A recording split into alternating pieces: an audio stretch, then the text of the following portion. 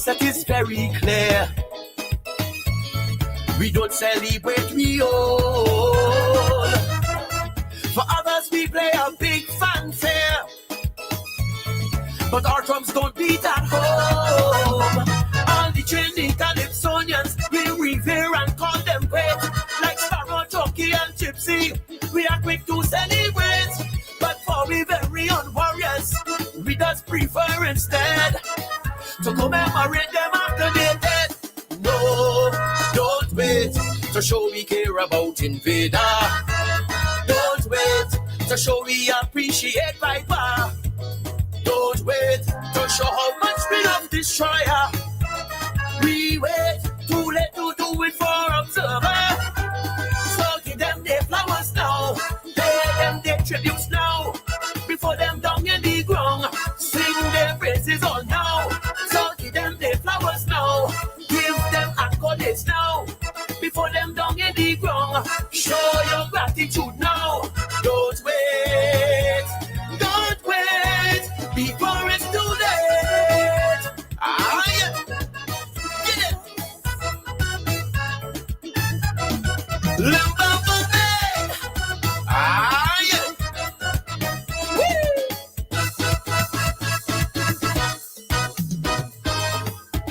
Woo. Last year we celebrated 50.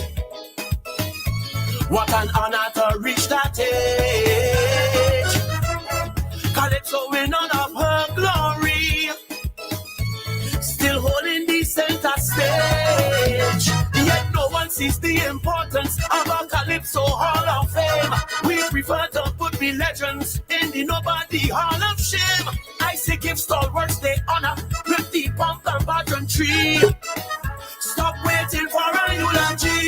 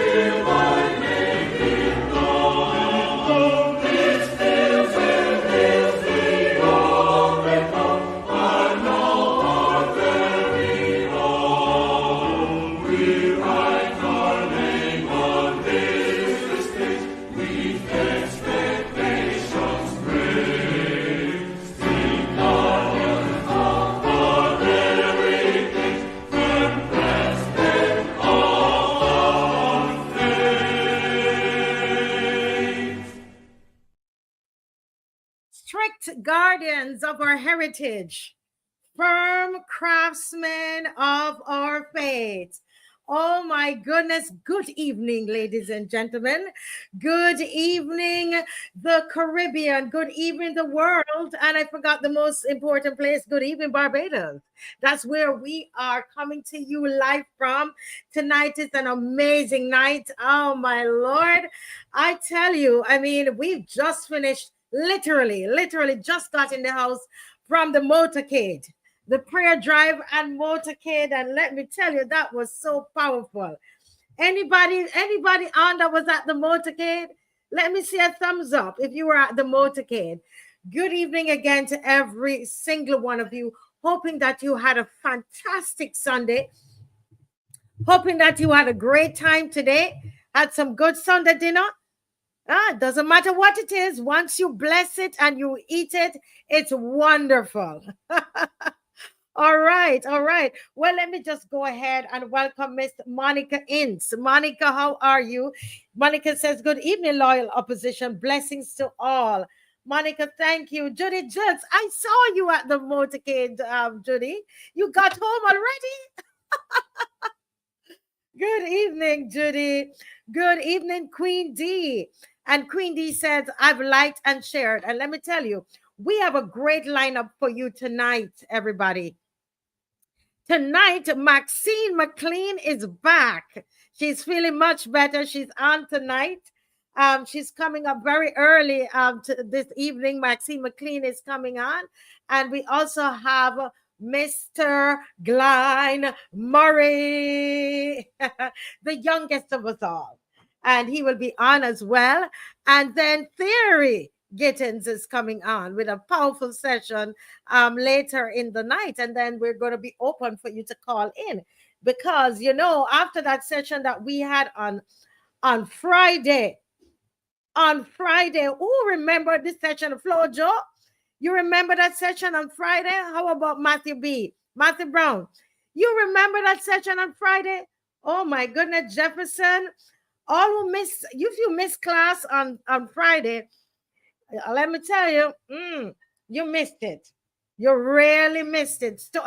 We would say in Jamaica, story come to bump on Friday. You missed it. It was, I mean, I have not stopped getting messages about that and calls about that. Marva Hunt, and we're going to review some of it tonight, okay?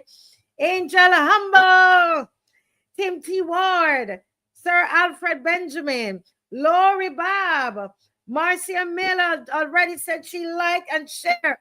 Loyal opposition, like and share. Robert, good night. Marcia, good night. Marcia Rose. Sandra, as Marcia Rose is watching from Facebook. And listen, folks, our Facebook is back up. Not my personal page. It's still gone. Personal page is still gone. But the Marcia Weekes Show page is up.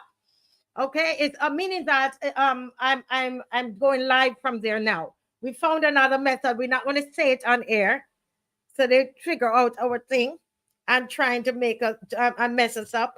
Sandra, you know I've got to take the time to welcome my peoples. Marcia, Halloween, Bob. Wow, I'm getting calls about you. Mr. Bob, I'm getting calls about you. Joanne, hello. V. Hoy, all the way from New York. Sharon Innes, Joy and Faith, Shirley. And listen, on the road today, I saw somebody, but if she doesn't say who it is, that gives me trouble on here. Scully Dog gives me trouble on here. And I met Scully Dog today. That's the name, the YouTube name. Scully Dog is not even a man. I thought it was a man. Yes. Oh, thank you, Shirley. Thank you, Shirley. This is Shirley says, I look lovely as always. Thank you. I appreciate the compliment. I literally am running from St. Philip, 6 roads. We got to 6 roads a little after 5. I rushed home and quickly ta-da-da-da and jumped on. Oh my goodness. Good evening, everybody. Yes, they were good reviews. M. Gardner, good evening. Good evening, M. Gardner. Thank you for always being here. Izzy, good evening. Pedro, greetings to you. Yes. Angel Humble says Friday's show was an eye-opener, exposing and very informative. Everyone should review it. Believe me, I think it's the longest show we've ever had. It's 3 hours and 45 minutes. And listen, we had 1,000 and a little bit, even when we went over three hours. People were just locked on to Friday. People were locked on to Friday, and we're going to review some of Friday. You know, we're good students, and we're not going to just go on. We're going to review, right? But I want to take the time to welcome everybody that's on tonight. Elizabeth Knights, I'm calling you all in. Judith and Clark, loyal opposition, ye loyal sons and daughters. All, oh my goodness. Wow. Wow, wow, wow. When we say that now, we say that with an understanding, don't we? Those who are on Friday know what I mean. Jerry Nelson. Alwyn Bob says it was always a pleasure to contribute to moving our nation into a better place. Lori Bob. Now, what was amazing, and it happens sometimes with guests on here. It has happened before. But what happened on Friday night is that there was just a synergy, and I was beginning to, you could literally see I was understanding a lot of things while it was live. I was like, oh my goodness, I was understanding it all. So, you know, I mean, guys, I tell you, it really, really, really was. It really was. And folks, I'm waiting to see if Dave has anything at all. We both came home and had some technical issues. Trust me, you don't even know what happens behind the scenes. But I said to Dave, I said, if what happened Friday, right, didn't touch a nerve and if it didn't do something, we would not have any problems. If what happened on the motorcade today in St. Philip, right? If it wasn't anything at all, then we would not be having any of these challenges we're having. So I know you are praying. You are praying as we are working. You are praying. We're working behind the scenes here, right? You are praying. We are praying as we are working behind the scenes. It's gonna get fixed. It all will be fixed. It all will be fixed. We're gonna be fine.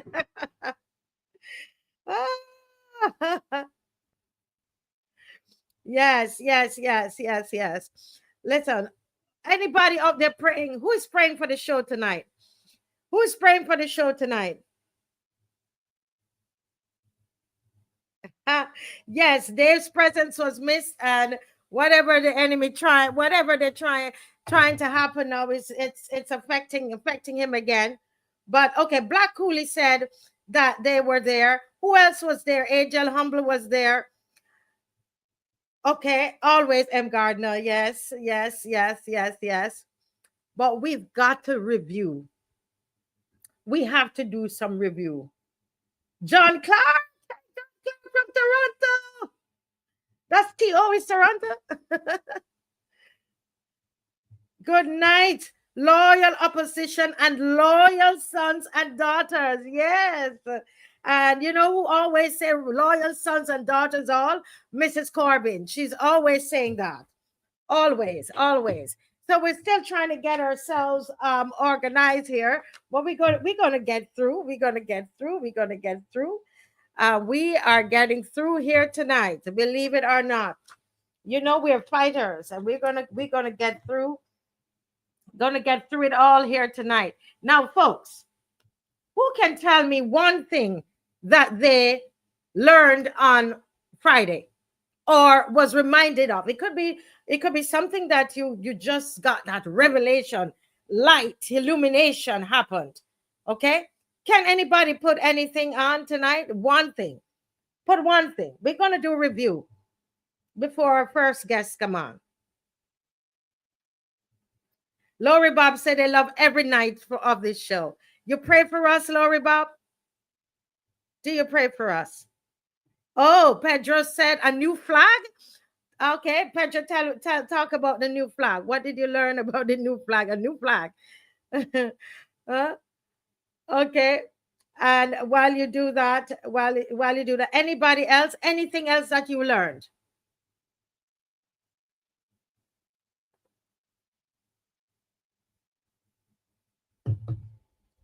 Nobody else? I don't see anything else. I still want to see a couple other things before we go forward. If you're just joining us, this is the Marcia Weekes Show, and we have some exciting guests, panelists and guests coming on. We have our regular panelists who are going to do presentations. That is Miss McLean is coming up very soon, and Mr. Guy Murray will be on. And you know, between the two of them, they were past senators, ministers of government. They have a lot to say. And we also have Theory Gittins. And I tell you, he has a very, very informative session that is coming up as well. Right. Okay. We learned about the emblems. We learned, one of the things we learned is that there are people in this country who want to change the second verse of the anthem to take out "the Lord has been the people's guide." But they need to understand, you touch anything with these emblems, and this country gonna shut down. Serious. Don't go and take out the Lord out of the anthem. Don't you touch the Lord. Do not take out the Lord out of the anthem. I am telling you now, we don't care what you come with, right, Izzy? We don't care with what you come. We don't care with what reasoning you're going to give. Right? It is not happening. So that is one thing that we learned, that they wanted someone, they're making this suggestion, and what we thought was a plant that was put at that town hall meeting, and they're like, oh, let's take what you have to say. That has been going around. We've been at other town halls, and that's what we're hearing people, oh, Barbados is a secular, we're a secular country, and they want the Lord has been the people's guide out. First of all, as Mr. Bob said, when did they do a survey to know that we, the people, were interested in changing our emblems? When? Who did they ask? Why is this coming up now? And one of the things that we recognize is that it's coming to the 7th year of that covenant. We made a covenant in 2018. May 2014, 2018, the people who went, when we went and we voted in this government, we made a covenant. We went into a covenant. The manifesto, the actual manifesto, the first one that was released, says a covenant of hope. And we established that it's very rare. I've not seen a manifesto being called a covenant before. When searching, the word covenant is usually used in a spiritual sense. It's used in marriage. It's used, it also used in law in very, very old English, okay? Then they would use that. But covenant, as we've known in modern times, it's used, that word is used in spirit, with spiritual matters. And here it is. They presented us a covenant of hope, and people will tell you they were at the polling station wanting to vote one way and they ended up voting another way. And what we also said, yes, Mimat, that there were some rituals that were done. Now, we established also that rituals can be good and rituals can be bad. All right? Rituals can be good and rituals can be bad. And based on our discussion and what I submitted that as something for us to consider, is that a ritual was done for the for the election as well. So we're reviewing, right? Anything else?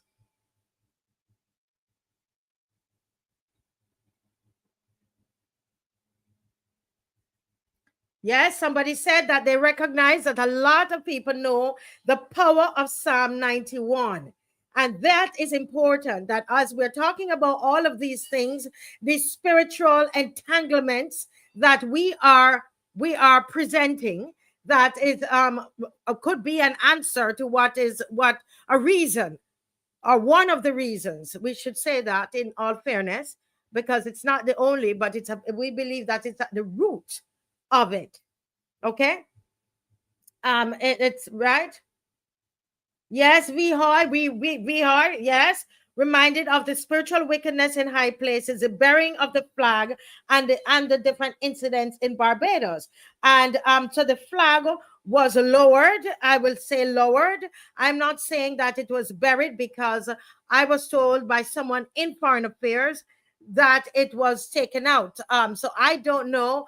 So from what I would say, some people believe it was buried, that it's still in Ghana. I don't know. And so, but we know, all we can say, it was lowered in a grave, right? I think we can all agree on that the flag was lowered in a grave, right? To touch the ground. And we know that it's not supposed to touch the ground. All right. So, yes. And we believe that is also a ritual. Now, somebody who's just joining might say, why did you, Marcia, you brought that to the people? Why do you say that, Marcia? Well, I said to you that I spoke with someone who consider themselves a high priestess in the same things that some of these people are involved in, right? Because they used to work closely with the office, with a particular government office, as a spiritual advisor. Okay. And it's not just the one person. So I'm not giving away the person. It's a group of them. All right. And I told you how they were very, very upset when the flag, and when this whole thing happened with the remains. They said the remains, some originally, when it was said to us, it was said it was the bones that were taken back. Right now, some article says remains, some say soil. Okay, so the three things are out there. I was told that it was dirt that they from the grave side that they went, or inside, and so I guess remains, then it's a remains, right? Because it might have broken down.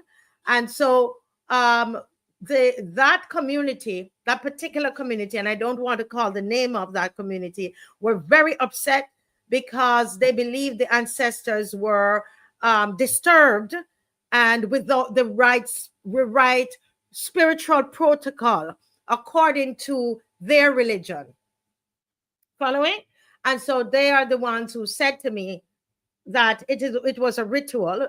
The whole thing was a ritual. The election night was a ritual. Election was a ritual, right? 2018, 2022. And the belief is there that the question is being asked, did they win 30 seats by pure, natural things, or was something happening there? Okay. Yes. So let me go through. So, yes, Sandra, 7 years, right? May 25th, because they became the government by May 25th. The election was May 24th, 2018, May 25th, right? Then all the ceremony, etc. And that just passed. That was 7 years. Do you understand? It's like a circle. Yeah, so we have to break it. John Clark, we need the Lord more than ever. Yes, Alwyn Bob said we protested the renaming of Independence Day, and we should resist with vigor any interference with the pledge and the anthem and the flag. The pledge and the anthem and the flag. Somebody said to me today, I don't know, and I'm only asking a question on this show, and ask it early. Are they trying to put anything red in the flag? Are they trying to put something red in the flag, the red color in the flag, as well as the blue and yellow? I am just wondering. I don't know. Is red going to become the Republic color? Is red, are they trying to make red the color of the Republic? I don't know. I'm asking it early, because the reason I ask it early is that they have a way of trying to sneak things in on us. So I have to ask it.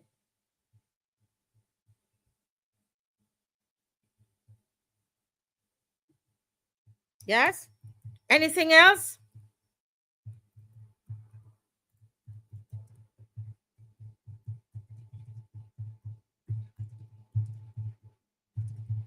I'm just making sure the others have the right key to come in.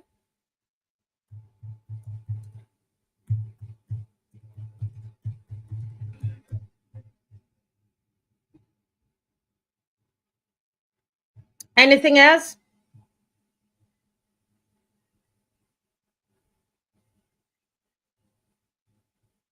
Yes, V. Hoy is saying she still wants to know why the Prime Minister, why the Honorable Mia Mottley doesn't wear the flag.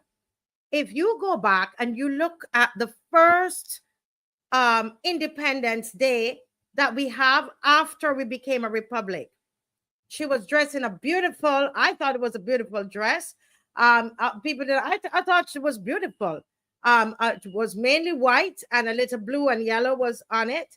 And she had the UN at this big Barbadian event. This is not at the UN, this was here. And she did not wear the flag. She has not worn the flag for a long time. That alone should disqualify her from being a prime minister. Do you see what your pledge says? What does your pledge say? I don't know the pledge that good, but Dr. Ferdinand says it enough for me to remember. It says, I pledge allegiance to the flag. Doesn't it? To my nation, and is it to my flag too? You're thinking it's a red flag they're coming with?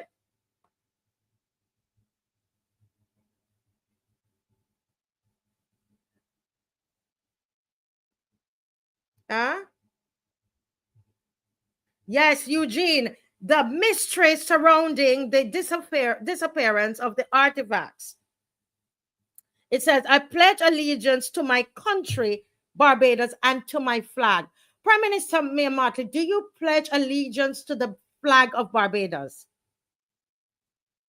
To uphold and defend their honor, it's a country and the flag. And by my living to do credit to my nation wherever I go. When you went to Ghana, did you do credit to your nation by lowering the flag in the hole? Even if it wasn't buried, the fact that it was lowered, did you do, Prime Minister Mia Mottley, did you do honor to your country? Did you defend the honor to uphold the country and to uphold the flag and to defend their honor by my living, to do credit by your living? You are alive and you are in Ghana and you allowed the flag of the country that you govern to go down in a hole. And you know what? You came back to Barbados, and to this day, 6 years later, you have never said a word to the people that you govern, that they are to repeat this pledge. They are repeating this pledge. Have you said this pledge lately, Prime Minister Mia Mottley? I pledge allegiance to my country. When you're wearing the UN badge, who are you pledging? They put that back for me, please. Who are you pledging allegiance to? To the UN? You now have 2 of your senators that are wearing the UN badge. I saw 2 of your senators wearing it. 2 female senators. Why is that necessary? Why is that necessary?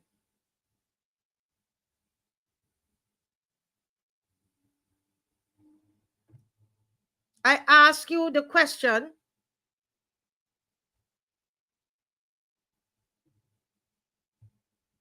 Where is your loyalty? Where is your allegiance?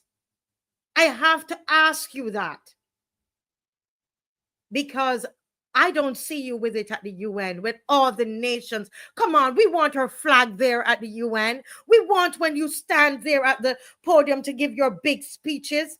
We want you associate with us. You are our prime minister, aren't you?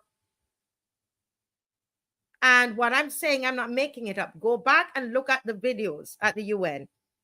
Look at all the big speeches. When she was pointing her finger at Netanyahu, I always can't pronounce that, Bibi, Mr. Bibi, the Prime Minister of Israel.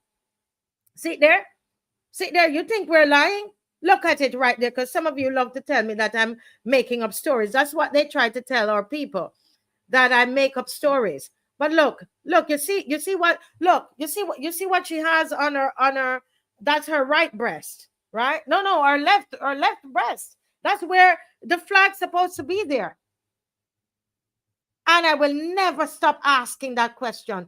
It is a clue. And I think it's connected to the ritual that was done in Ghana. Are we the only one to pledge allegiance to our country? Have you sold out this country, Prime Minister Mia Mottley?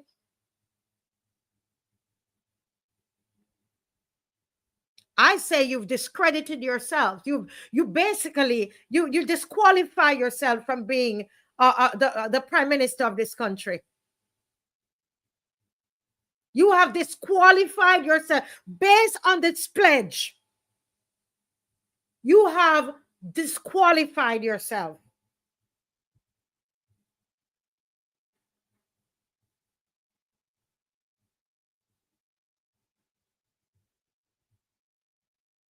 Let me tell you.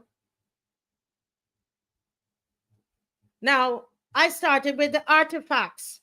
Let me quickly go to the artifacts because we're reviewing. Because I could stay on, I could stay on that flag thing the whole night. I don't know why it is that, yes, this is my adopted country, but somehow, I tell you, I could stay on the flag the entire night. You hear what I tell you? Because, we are taught in school, you have to stand at attention, the flag, all of these things. I keep the flag here, and if it ever breeze blow and it fall on the ground, you should see how quickly I come and I make sure that it's in the right place.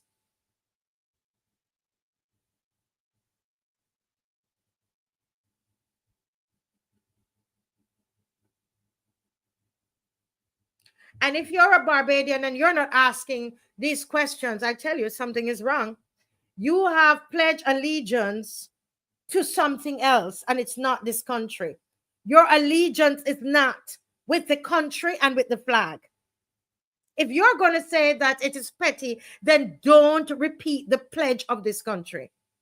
It's a pledge to the country and it's a pledge to the flag. But I will move on because I said I will stay here the whole night. Errol Barrow's garments or the artifacts relating to Mr. Honorable, the Right Honorable Errol Barrow, Walton Barrow, which I had the privilege, it's an honor and a privilege to be the person who did a documentary on him.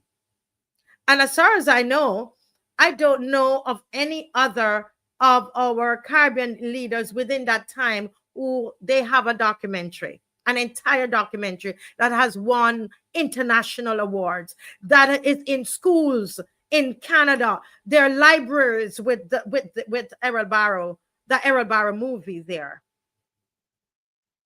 I went into the Parliamentary Museum and I I took pictures of those artifacts. So one of these nights, we are going to, I would love Dave, if Dave could cut it out of the film and we show it to you. And it's gone. They have Ninja Man, and they say it's Ninja Man who stole it. Ninja Man said it's not him. They can't find it. They didn't find anything in among his, you know, he normally has all of his possessions on him. And so I believe that that too was used in a ritual. I believe that too was used in a ritual. That's what my belief is that. You can have your own beliefs, but that is my belief.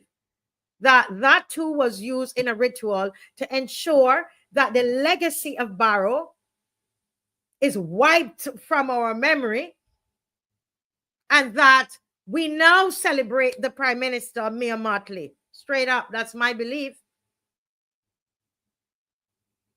Produce the clothes and the artifacts. Find it on Ninja Man and then put it back in the museum, and I will think differently.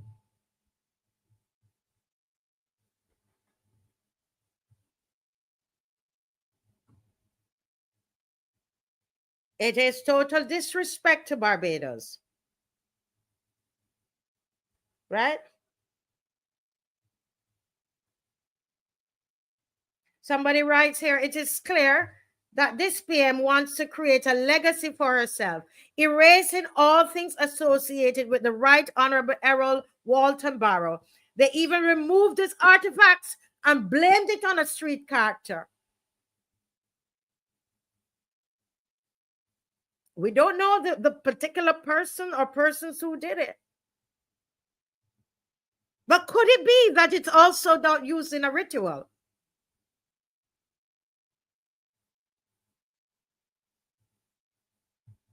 Well, I pray, Black Cooley says, I pledge allegiance to my country, Barbados, and to my flag.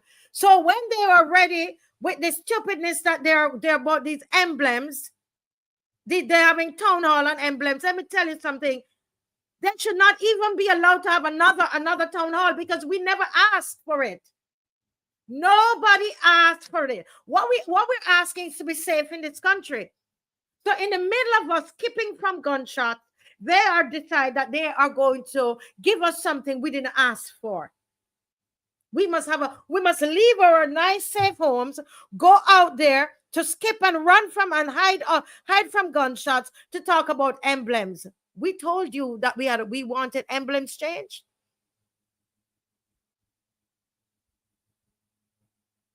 Well, Black Cooley, when they're ready to change these things, are you going to stand up? Did you really pledge allegiance, or you only say the pledge?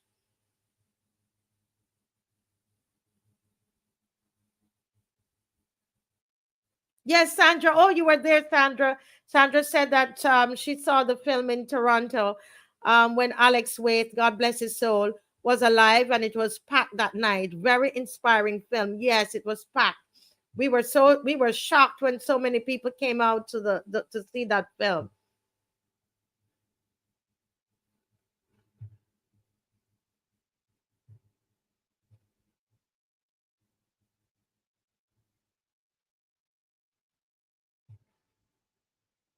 See, because it's called into question her slogan, you know, that she cares. Does she really care? And you know, mm, mm, you know, that's the thing. Who said, why do we want to change our anthem? And look at what they want to take out of it. The Lord has been. So we all going to sit by and let this happen? Barbados, we're going to sit by and let them remove the second part of the verse, the first couple lines of the second verse. And this is the other thing. Thank you for raising this, Queen D. You're all helping me tonight to remember everything we're reviewing. everything DLP has to go as far as she's concerned. So remember, the founder of the DLP is Errol Walton Barrow. So they want everything. Did you hear what they call him? This old, that he's a dead man. Dead, somebody, that he's a dead. Huh? They who love to talk about ancestors, right? They who take the ancestor of, what they say, coffee, they take his bust and put it out on the water. They love to do that kind of thing. Huh? Why don't you celebrate Errol Walton Barrow then? You see how hypocritical you are. You recreated the bust. Can somebody tell me if it's coffee?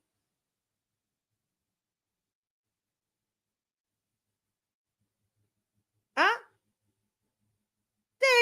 They take, I'm sure. They took coffee bust, yes. And they want to tell us that we must forget about Errol. He's a dead man. He is dead already. You heard the Liz Thompson? You heard her? That they're not trying to clean her up, to push her, to say she's it seems as though they want to push her as the president. We not reject. No. You see how my face make up anytime I think of her, and it has nothing to do with her looks. Let me tell you, because I'm not going to be criticizing no black woman and thing like she did to Verla. That I forgive, but I will never forget the way she treated a black woman, Verla, the Pisa. That she banished her to Africa. Going to Africa is a banishment. That's how you banish her like it's something bad. Anyway, let me come off of her. Coffee bust. Okay, Miss McLean is here. She's coming in soon. Coffee bust, right? And what she did, they took coffee bust and put it out to sea. And then they also said, you know, this is going to the Minister of Culture. All of a sudden, she's getting all, you know. I mean, she spoke well. I think she did a very, very good job. I don't know if she was reading. But Madame, you did well. I was very, very impressed with you. But I didn't hear you talk like that when they were selling Whole Town. You were dumb and deaf. You might as well have slept in your bed and didn't go to Senate that day. You did not defend the heritage of Barbados. I didn't hear you say one word. And by all accounts, we know that a lot of you were not, you didn't like the idea, but you dare not open your mouth.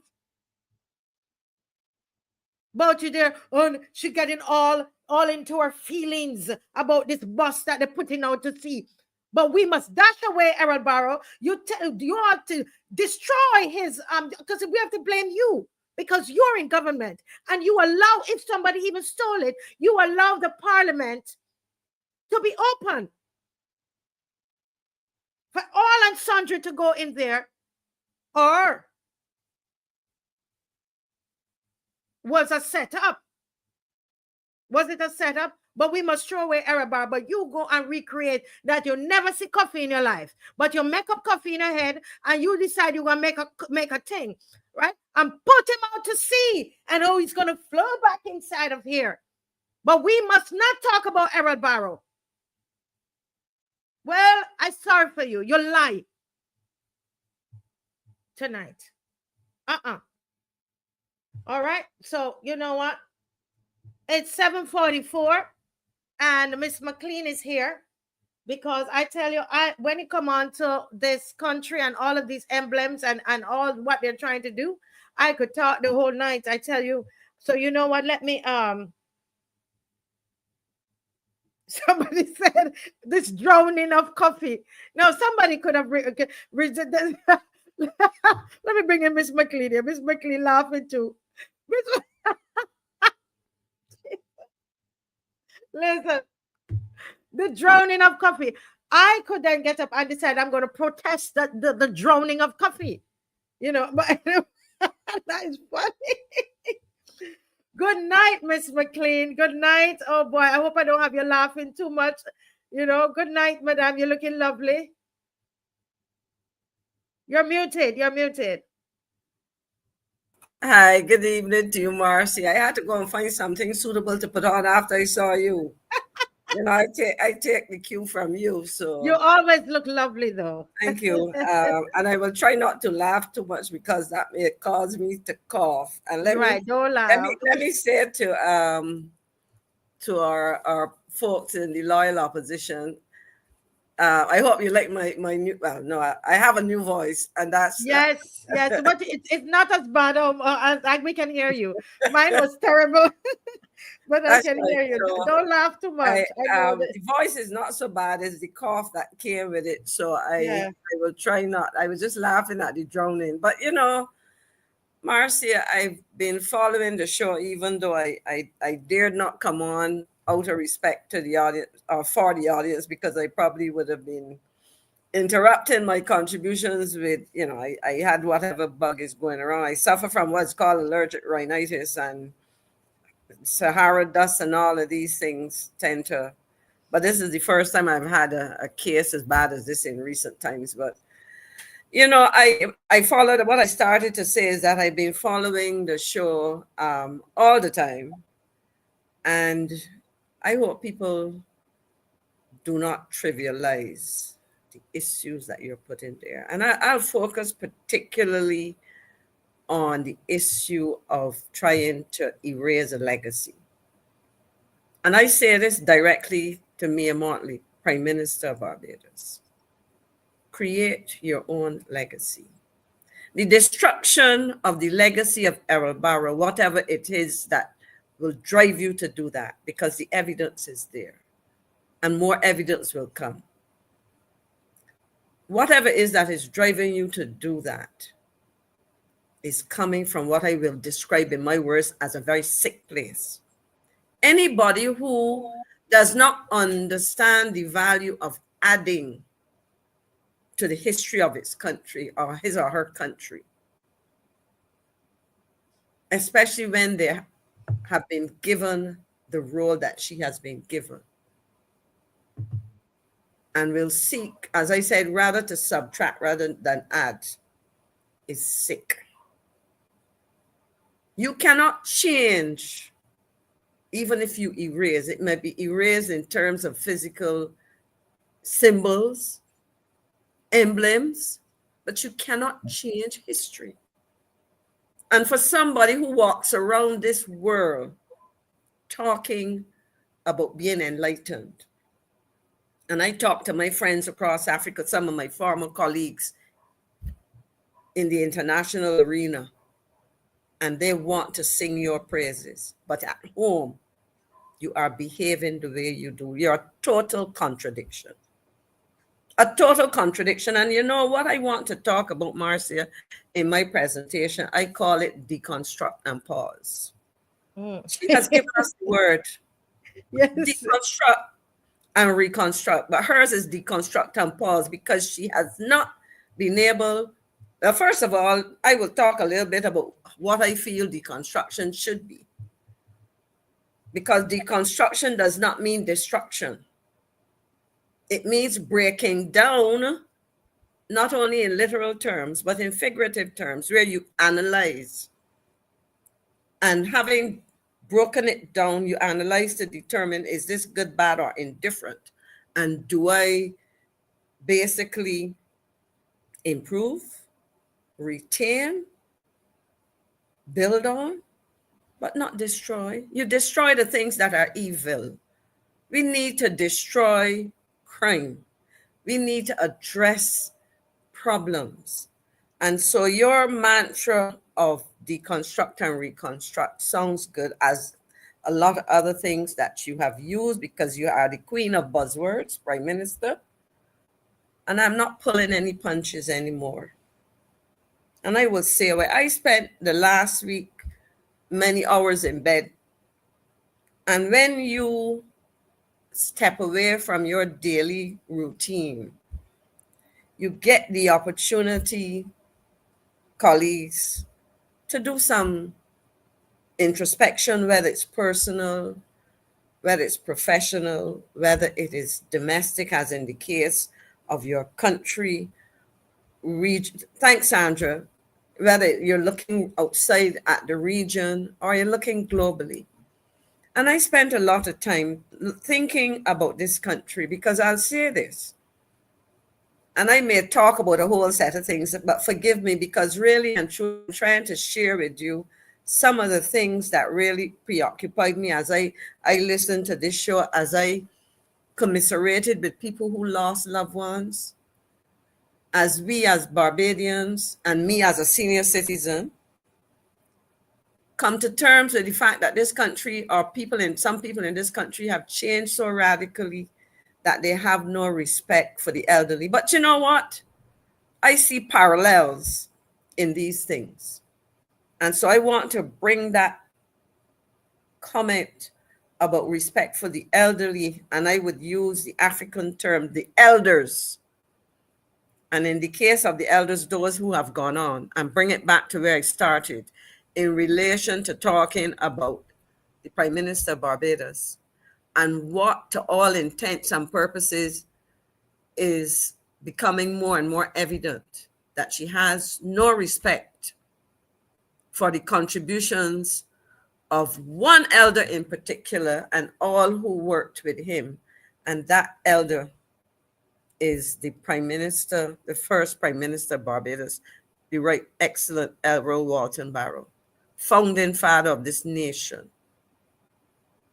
One of the, somebody that she, and I heard you refer last week, she likes to refer to as Uncle Errol when you want to make these social connections, but you have no respect. Any African would tell you that you respect your elders. My first visit to Africa, now Marcia, I can be all over the place, because I talk for a long time, but I try to make the connections. So if you see me straying, pull me back. My first visit to Africa was a trip to Zambia when I was in my 20s.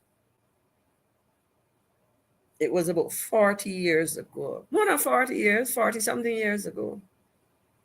And one of the things that the family with whom I stayed liked me was that as this foreigner coming into their culture, I quickly recognized the way you paid respect to your elders. In Barbados, as a 20-something-year-old, you would not have seen me kind of bow to an older person. But that's how they respected their elders. And I did it. Now, coming back to the Prime Minister, you took what I understand to be soil from, I presume, Newton Burial Ground or somewhere else. And one of these days, Marcia, I will share where that idea probably came from, but I do not digress now. You took that in some ritual, and I'm not going to, Marcia's been talking a lot. You had some ceremony where you took that back. And the question is, why were you doing that? On the surface, what you were hearing is that this was part of your tribute to our elders, our African ancestors who were brought across the Atlantic Ocean from the motherland, a place that I revere and that I seriously contemplated moving to Marcia recently, because this place is stressing people out. And you took that back there out of so-called reverence, because you are looking at the origins of the people of this country. But you want to destroy the man's legacy who is the founding father of this nation? Isn't that a significant contradiction? And I say to the Prime Minister of Barbados, stick a pin and look at what you are doing to this country. Because you are running around the world saying and doing some things that sound good, that those looking on will say look good. And you did say to us Barbadians, vote for my watchman. But we watching. I am watching. All Barbadians are watching. Those who, for partisan purposes, see that you do no wrong, They may be watching and they may be liking what you're doing. But talk to some of the young people of this country and we will understand how these contradictions are confusing our young people. Because I believe that in all that is being said and done, it is becoming clearer and clearer that we have an unfortunate situation where our leader and leaders, because she's not running this country by herself, seem to be saying, we will only look good if we destroy, we ignore, we reject, we seek to erase all that went before. And on that note, Marcia, I think I might have used it more than half my time, but I want to get to that set title I have here, Deconstruct and Pause. The Prime Minister did promise to deconstruct, and she promised to reconstruct. And in the case of things at the level of our nation, our flag, and it's interesting that you make reference to pledging allegiance to our flag. And I will tell you something, that little flag on your left breast, when you leave the shores of your country, says something. I have visited, Marcia. One of these nights I will list them for you. It'll probably take up a few minutes. I have been to Africa, Asia, Europe, North and South America, Central America, the Caribbean, Oceania. I've been to Australia. I've been to Sri Lanka. I've been all, in terms of those places. I've been far and wide. And one of the things that you see everywhere you go, you sit to negotiate, and if they have them available, they will show your flag and their flag. Because let's clarify for people that we have with us a former Minister of Foreign Affairs who, when I spoke with, and I'm allowed to say it, I did ask the Honorable Prime Minister Frondel Stewart. I can't say that I spoke with him about how many times did he go to the UN, and he said, Marcia, very few, because my Minister of Foreign Affairs, the Honorable Maxine McLean, Senator Maxine McLean, would have been the person who would represent Barbados at the UN.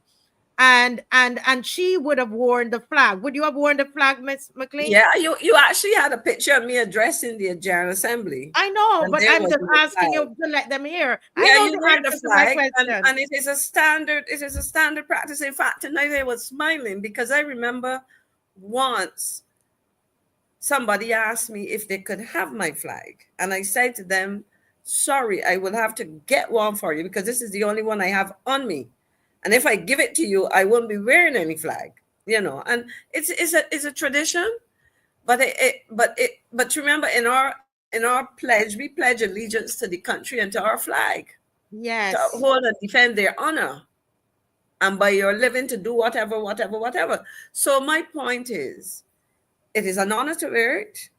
It is a tradition that you see if you check pictures of former presidents of the United States, prime ministers of various countries, etc., presidents around the world, they wear those things. So it is passing strange that we do not ever see the Prime Minister of Barbados wearing hers.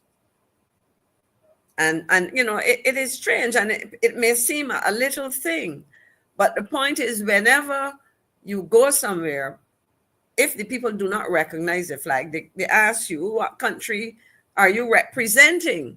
Because they see that you're wearing the flag of a country.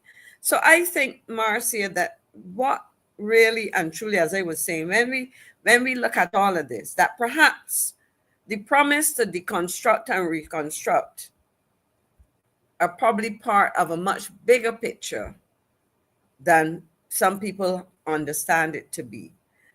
Typically, what we were anticipating was that it was used in you heard ministers repeat it over and over again, that this was part of their undertaking to use a certain approach to their work. But if I am to look, and I want to look at it because notice the title I use, Deconstruct and Pause, because I have been analyzing the various sectors of this economy and looking at those sectors within the context of an evaluation of the work of the ministries which form part of a particular sector. We are talking about education.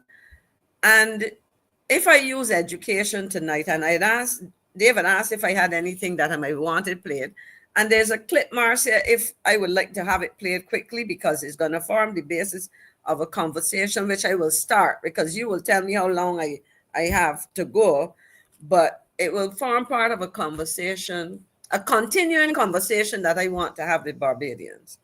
And I've chosen this because we have heard a lot about government educational reform. I don't use the expression at the bottom. It is there for others, and we will. It stays there, but I don't use it because for me to use it is almost to accept that such a thing. But that's a term that they use. And if you listen, well, they haven't put clear proposals, but I want people to listen to this, because one of the things that this government say they were going to deconstruct was the transition, the common entrance, which is really the transition from primary to secondary school. So Dave, if you can play, I would then speak to it to illustrate some of my concerns about what seems to be a failure to properly deconstruct, or even to and certainly there's no construction of anything or constructive activity. The common entrance exam, as we call it, is the culmination of a series of standardized diagnostic tests, which begin in the nursery, at the nursery level. At that level, the infant level, there is a test. It is called Basic Skills Assessment, standardized across the system. And in that, remember, we're talking at the very early stages, not quite nursery, but very early stages. The test at that level is broken down into a variety of skills, competencies that you would expect a 6-year-old to master. Color identification, vocabulary, auditory memory, spatial relationships, alphabet knowledge, picture comprehension, and so on and so forth. The beauty about this is that when these children are tested at that level, remember the test would have to be very scientifically prepared by the CXC. It is possible, and what the education ministry can do is to give each school and each parent a report on their child, which would do a comparison with other children in the school, or do a comparison with what children in the country are doing. What are the weaknesses? They can identify for each child. When I taught at Robert Boys School, this was something like this was the, I sat a test and I corrected it. It bore no relation to what the children in the next class were doing, far less the children in the school, far less the children in the nation.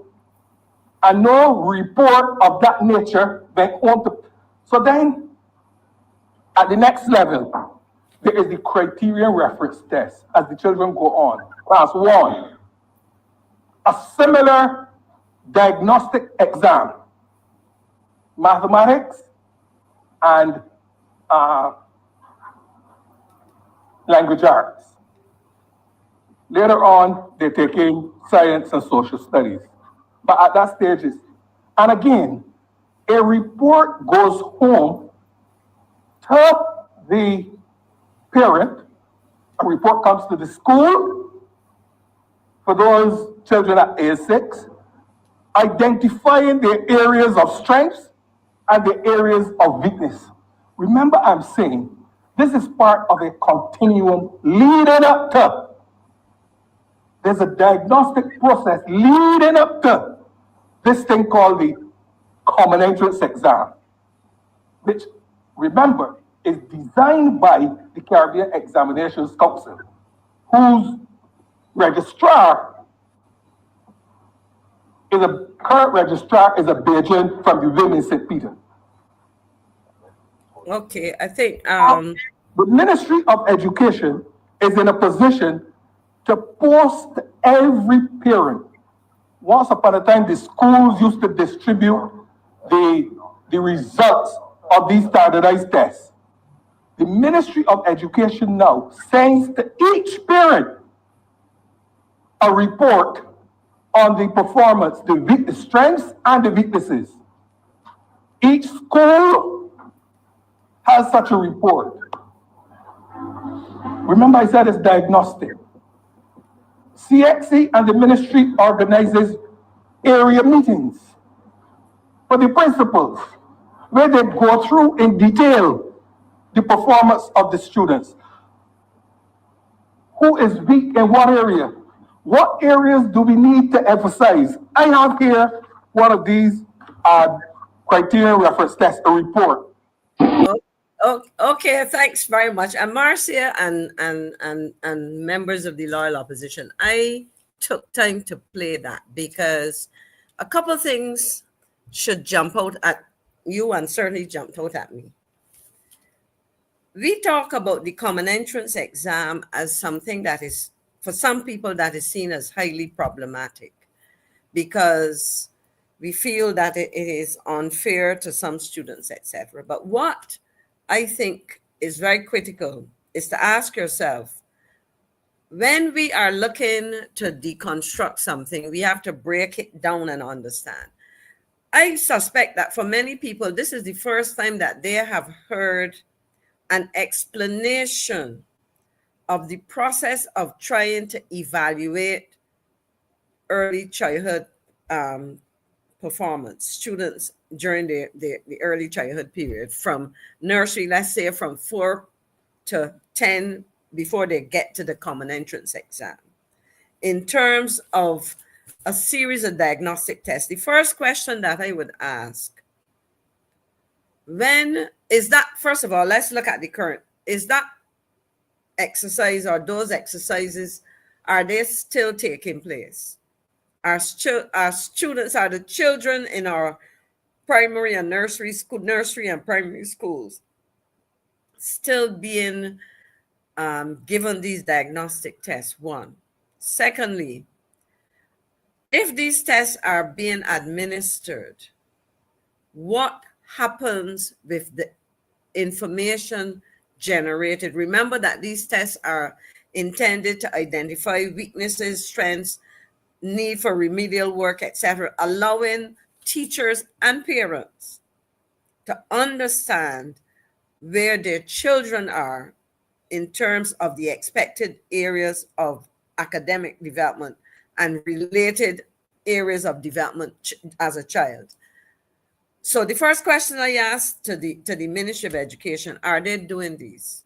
Secondly, if they're doing them, what are they doing with the information? And I say to parents, do you have any idea what your child's situation is in relation to these? In other words, do you see those test results? Do you discuss them with teachers? Do you even discuss them with your child? Do you understand what you're looking at and all of that? Because to my mind, when you contextualize that exam and these things, a number of issues are brought to the fore, and it tells us that if the work that is being done, the information that is being generated by these tests in terms of the information on each student, the kind of work and support that is needed can be done. And so rather than throw out something and say we're going for something that is not even properly articulated, so you're deconstructing something, or you're setting it aside, or whatever the case may be, when in fact you may have in an excellent system which needs properly utilizing, or maybe modifying, etc. And this, I think, is a fundamental problem. And I see parallels in what you were talking about earlier when you talked about the need to get rid of emblems and all kinds of things, you know, because at the end of the day, nothing, you know, government is let me put it this way, and when it suits politicians and other people, they will tell you government is a continuum. But when it suits them, it is as though we want to wipe the slate clean. And the problem that I am seeing, Marcia, is that in trying to do that, we are destroying things that we have invested in, things that we shouldn't be seeing the returns on those investments. We are seeing bad decisions being taken, good work going to waste. And I could go on to look. I've used the common entrance exam. Part of this exercise throws up students who need remedial work.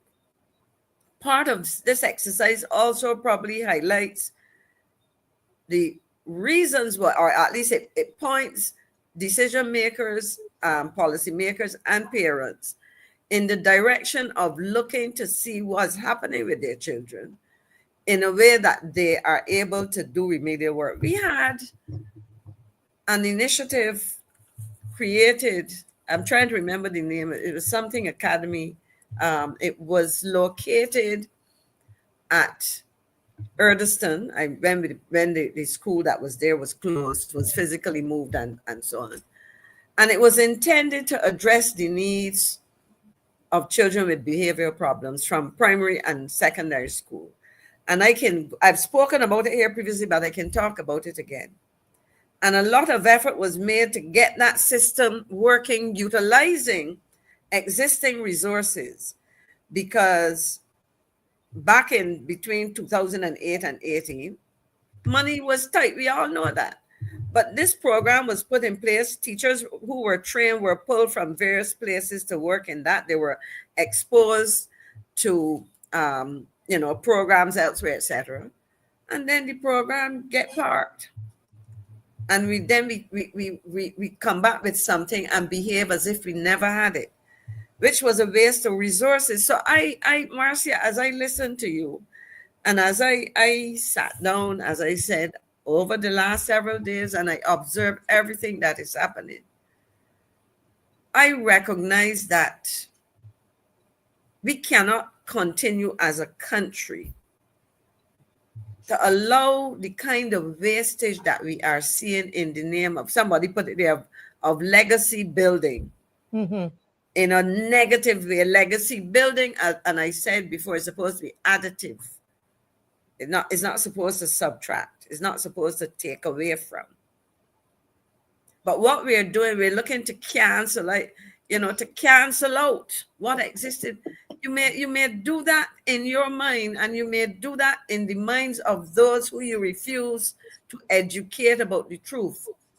But in the contradictions that keep flowing, because we're gonna try to eliminate all that Errol Barrow did as Prime Minister of this country, as founder of the nation, and so on. But yet we're gonna want to push Sir Grantley Adams, or we will go back and we will talk about Busser or Kafi, as you say, who we never saw. Mm-hmm. Somebody had to imagine, and I am not saying that we shouldn't have Busser, but somebody had to imagine what he might look like. But I will say to Barbadians, even though, and this is, I think, I will pause you. You can respond to what you've heard me say. Yes, and I see Mr. Murray is there. And if for those, one more minute, yeah. So for those who will say that we know that our founding father, he was cremated, I was pleasantly, because I didn't remember this, I was pleasantly surprised once when I took some friends who were visiting Barbados. We went to the military cemetery. And I will say this, some of the ashes of the right excellent Errol Walton Barrow are interred in the military cemetery at Gravesend. Mm. So they can go and dig at that. Mr. Murray, sir. Good night. Good night, Good everybody. night. How are you, my friend? Good I'm night, good. Mr. Murray. Good. Let me just good night, sir. How are you doing? And I'm let me good. just It's, say to it's Miss good. McLean, Miss McLean, that really thought provoking. Because we're seeing the common entrance. That's a whole era that we're deconstructing, as they put it. I got a call from someone. She's in her 70s, and she's asked me to come to interview her because she wants to tell her story about the common entrance and what it did for her. When because she could not have gone to the school she went to if it wasn't, for the common entrance. And she's so passionate.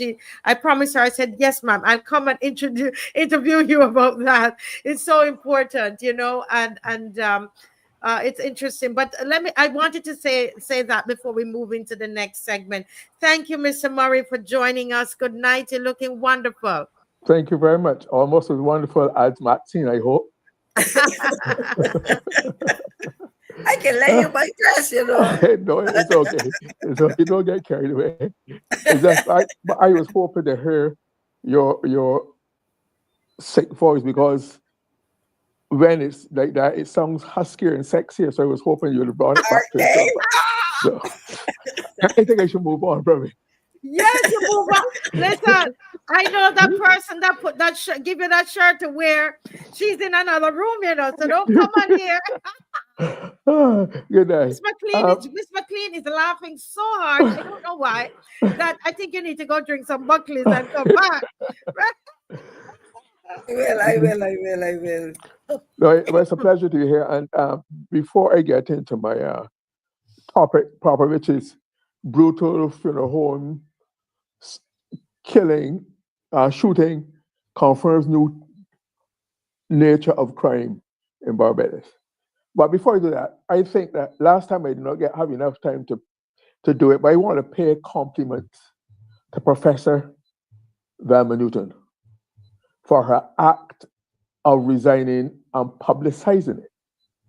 I thought it was a very patriotic act, because if she had not done so, we'd have been harboring the belief and go around with the illusion that all is going well in this mammoth 24-member council, not even a committee, a council, very highfalutin council, which never really reported. You never go into reports, and therefore it brought us the reality to do it. And I think she should be complimented for that, because it opened our eyes to the waste of time that was being undertaken for an ill-conceived, poorly constructed, unresourced activity. I want to thank her very much. I thought it was a very, patriotic duty, and I do so because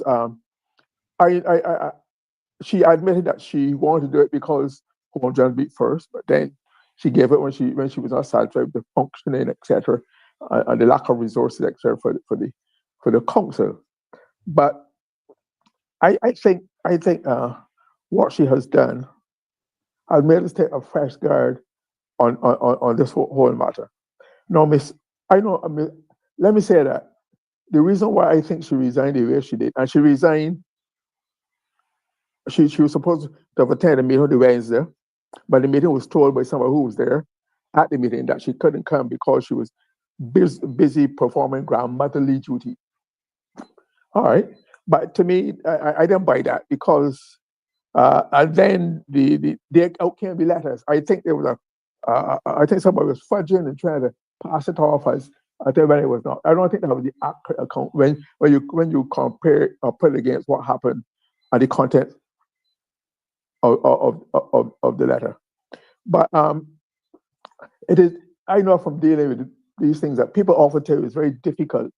And Maxine will probably confirm this, that when a prime minister or president invites you to do something on behalf of the country, to serve the nation, it's often very difficult to say no. Yeah. So I believe that Professor Newton went ahead with all good intentions to do the best she can. But then other events overtook her, and she could do no best. But so I saw, like I said, I think I didn't know her because, let me say this, we served in the Senate together. She was on the independent center side. I was on the government side. We had a good relationship. As a matter of fact, because of her outstanding background as a very productive public servant, academic, serving in various a legal draftsman person, a lawyer, a librarian, an author. She wrote a book called The Silver Man, which is a story, an account of the Barbados who went and contributed to the building of the Panama Canal. A fascinating book. So she's no slow intellectually or where productivity, so she's done with it. And I invited her to, as Minister of State in the Prime Minister's office, he was responsible for the government printing. And it dawned on me that there were a number of documents, a number of events and documents in Barbados related to them that nobody really knew of. And we sat down and worked a schedule of documents that we would have the government produced and sell at a cheap price to involve the public. Like things like the Mooring Commission on the 1937 right. So, and they went very well. And so she did a tremendous job. So I've always had adoration for her and appreciation for her. So therefore I thought we should go pay a tribute to her, thank her for opening a public's eyes. But if I may now come to my topic in particular. And really the reason why I chose that topic is that I, like other Barbadians, would have been shocked and horrified at the brutal, brazen, almost inhuman nature of the attack, that gunshot attack that was launched at a funeral home. And they said, because so to me it represented in a very graphic way, a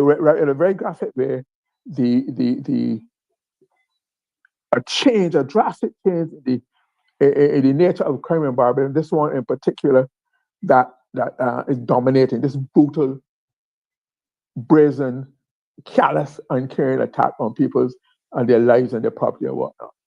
And now, because normally the conventions of Barbados or culture, one would normally have respect for a funeral home or funeral place, and therefore you go in reverence and respect and solidarity and empathy. So this is a giant eye opener, and what it taught me is that this is what I call an evidence of contraculture. And if Dave could bring up my definition of contraculture, contraculture's whole values, beliefs, and behaviors that are radically different from and often in conflict with mainstream culture, and are prepared to demonstrate it in various ways. Let me repeat that. Contra, that's CRONTR, cultures, hold values, beliefs, behaviors that are radically different from and often in conflict with mainstream culture, and are prepared to demonstrate this difference in various ways. So that was a demonstration of behaviors which were up to alien to the Barbadian way of life, but to Barbadian culture. And cultures are always in a state of, this culture are not solid like concrete or marble. They're always changing, some noticeably, not so noticeably, some fast parts, others, some parts fast and others, but they're always in a state of flux. They're influenced by other things. And a contraculture, you often hear about a subculture. Subculture is a part of the mainstream culture that is different. Then you can get a counterculture, which is both the counterculture and the subculture still relate to the mainstream culture. But when you get a contra, CRONTR, mean against, this is one that has no regard for, no allegiance for. So it's a totally different ballgame. And I think we have to accept that.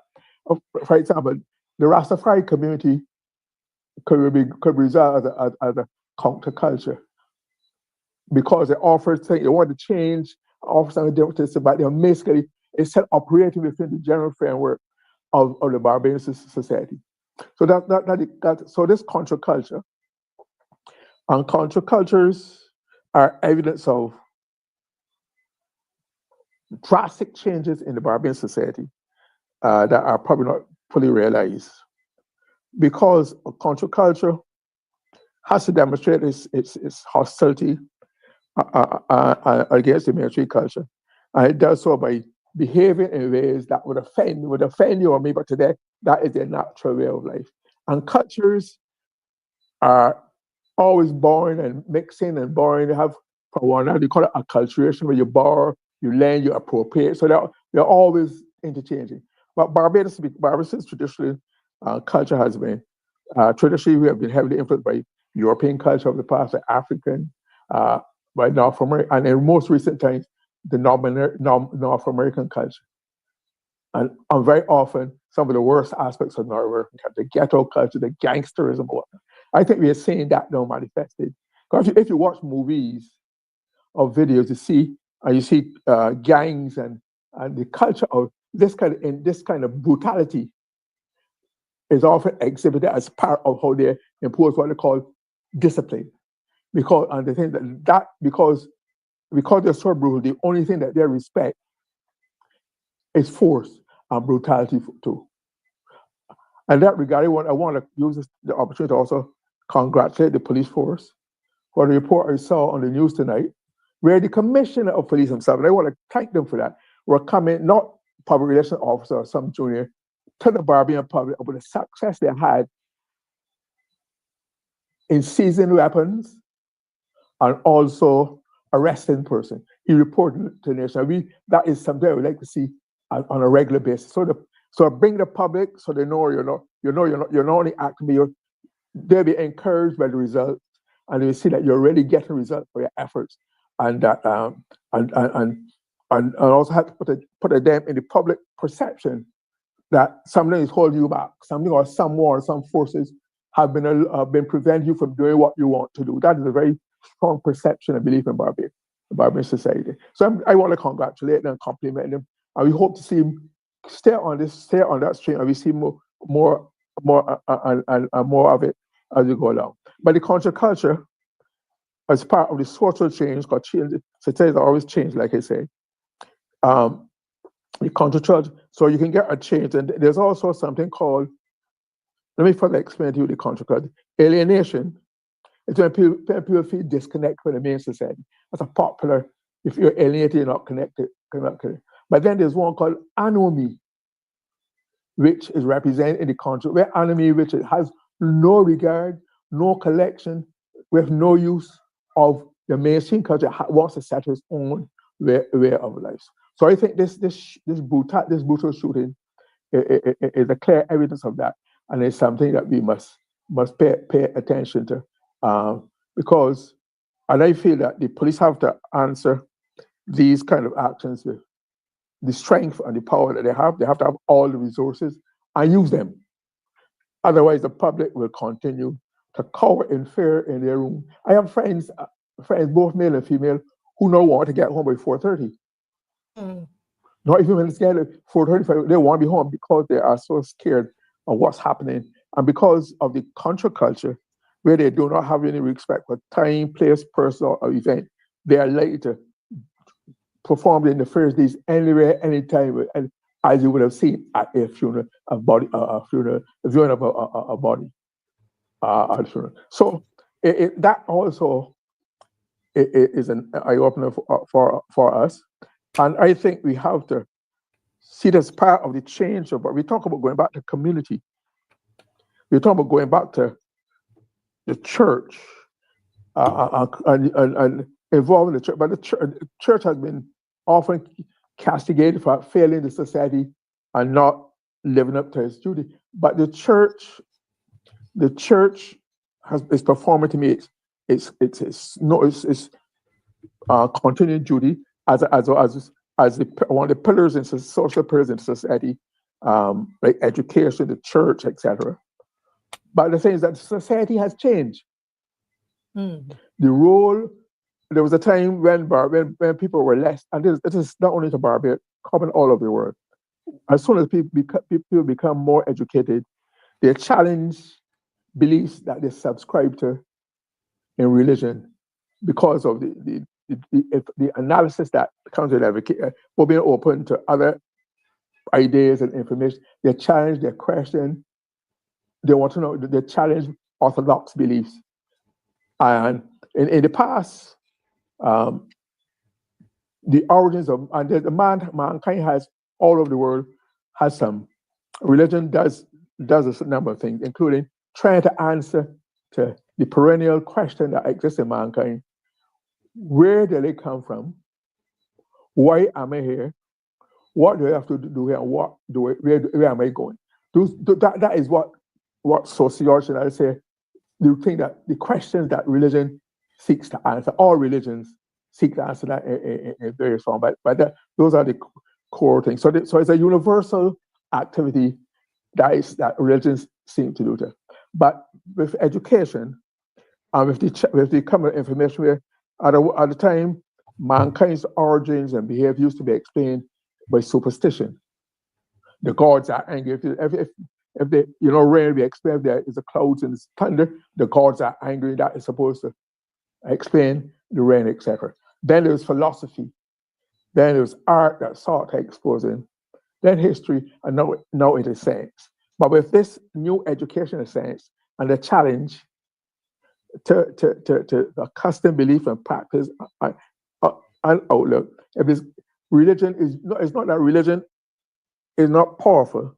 The society in change, and therefore the society has been becoming more secular, where religion plays a less important and important role in people's everyday life because they have an influence in the information.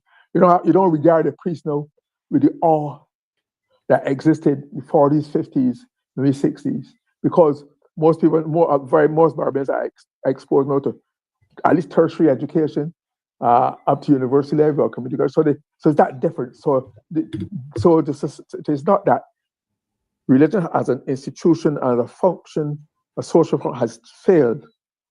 It is that people have less regard.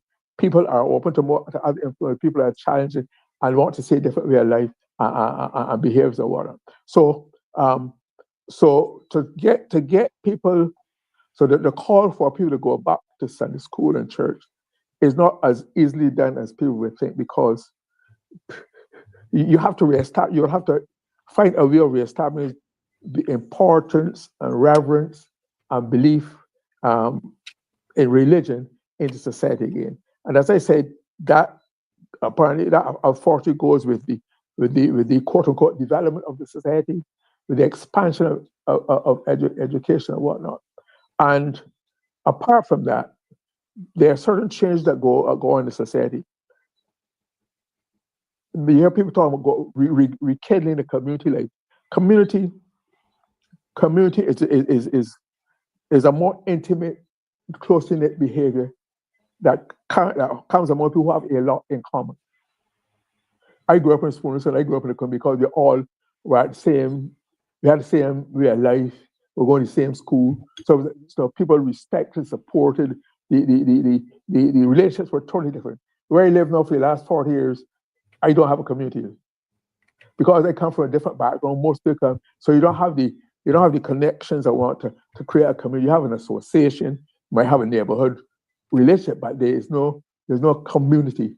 And the sociologist tells that when you move from village to society, when you move from the intimacy of a village to the impersonal nature of a larger society, the whole dynamics and relationships are different, and the behaviors are different because people don't have those strong, traditional, long-term, where we all went to school together and knew and trusted and felt our families. So it's a different, so to recreate community as it used to be is not really going to happen in the way people would expect. We're going to have to find a different form of community in today's, the more modern context, but not with the way it used to be. So that nostalgia is not likely to be realized anytime soon. So I think then that we have to be prepared to accept those changes and see how best we can work to recreate a new situation, relationship among ourselves in a community as you know of it today, because man is a social animal. A man has in man's DNA, he wants to be associated with others. He can't help it. A group of some kind, the next larger group in the neighborhood, in the family, but that is his drive, that is in his DNA. He can't help it. So we'll all have the determination to be associated with others because it's how we are, as they say. But so I have also, but at the same time, as we get to the crime, I've been critical of how it has been handled so far. But I would like to offer some very practical suggestions as to what I think can happen. What the government to reconstitute this effort, this anti-crime effort. For example, this again going with the new nature of crime, these motorcycles, as you call them, I don't know if they're scramblers or whatever, I forget what they're called. I'm not sure what they're called.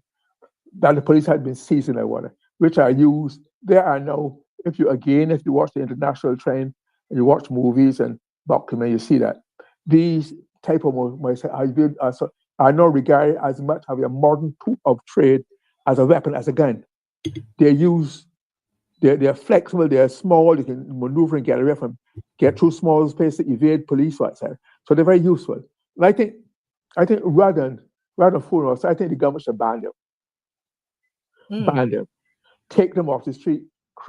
Anybody seen on the street should be taken away. It should be forgiven to use on the streets. I think government also, in the same way, many years ago, camouflage material, the possession or use or display of was banned because you didn't want to get people to use them to bring up contempt or of defense force clothes by using it in nefarious activities. I think that hoodies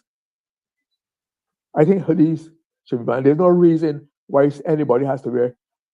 You always see in the same way masks are banned in Barbados by law, except for medical purposes. Do the same thing to hoodies. There's no necessity for a hoodie in Barbados.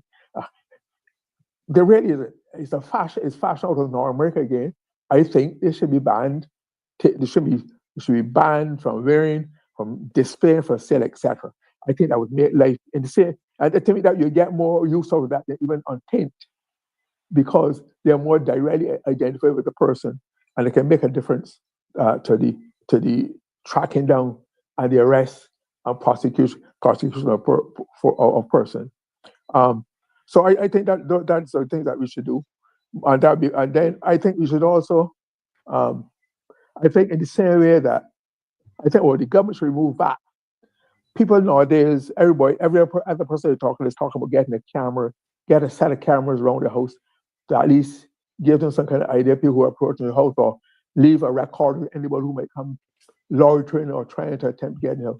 I think the government should remove VAT on the sale of these household cameras, which people are buying.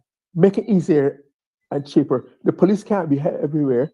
Let them people help themselves, help the police by making it easier for them to buy these cameras and these systems.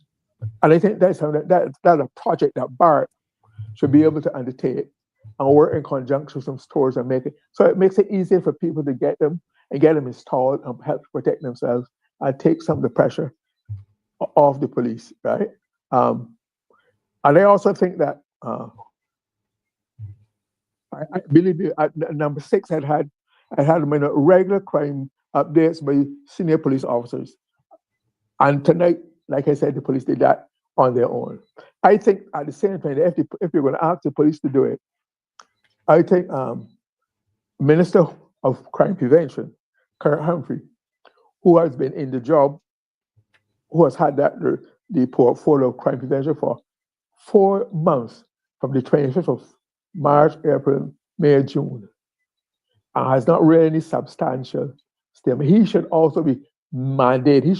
He should rise to the demands of the occasion and take the public into his confidence and try to give them an idea what are We're not asking him to do any operations. Let him just do policies out of which will come operations. So the public begin to see there's not that things are not happening in a vacuum. The police are not doing things by themselves back there. They do it as part of an overall scheme and policy framework. In the same way that he speaks almost ad nauseum about the elderly, people empowerment, and the elderly and the child care and the amalgamation, the board, they say, but come and put some effort into this one. This one is more challenging. Which one is more crucial to Barbados institution?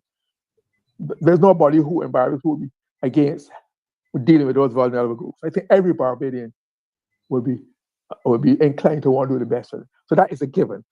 Now come and put some effort,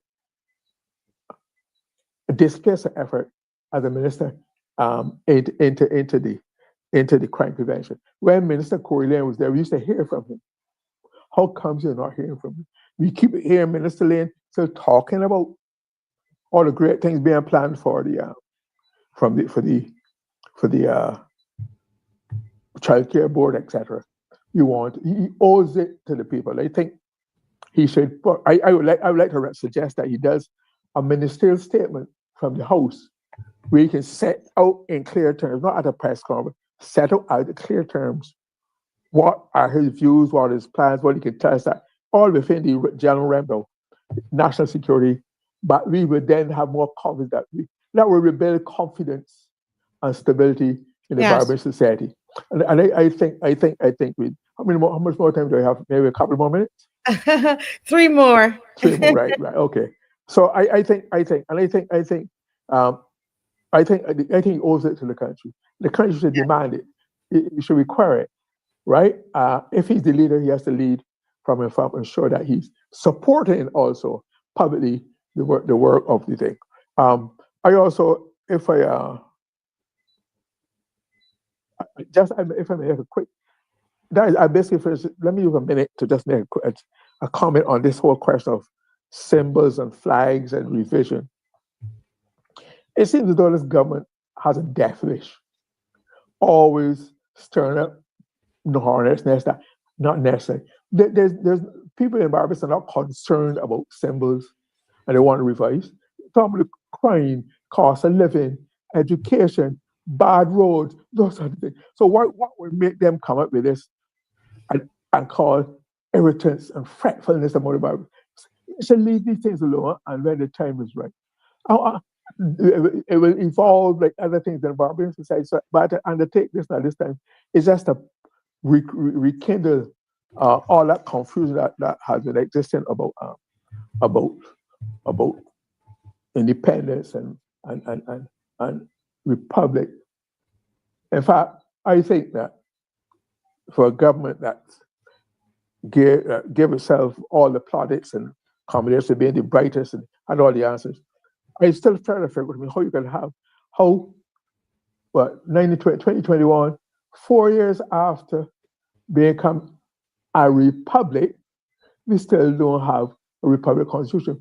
How can you therefore have? Can you have a report on parliamentary reform before we get a republic country? Because those institutions, those functions, those agencies should all be compatible and consistent with the Constitution.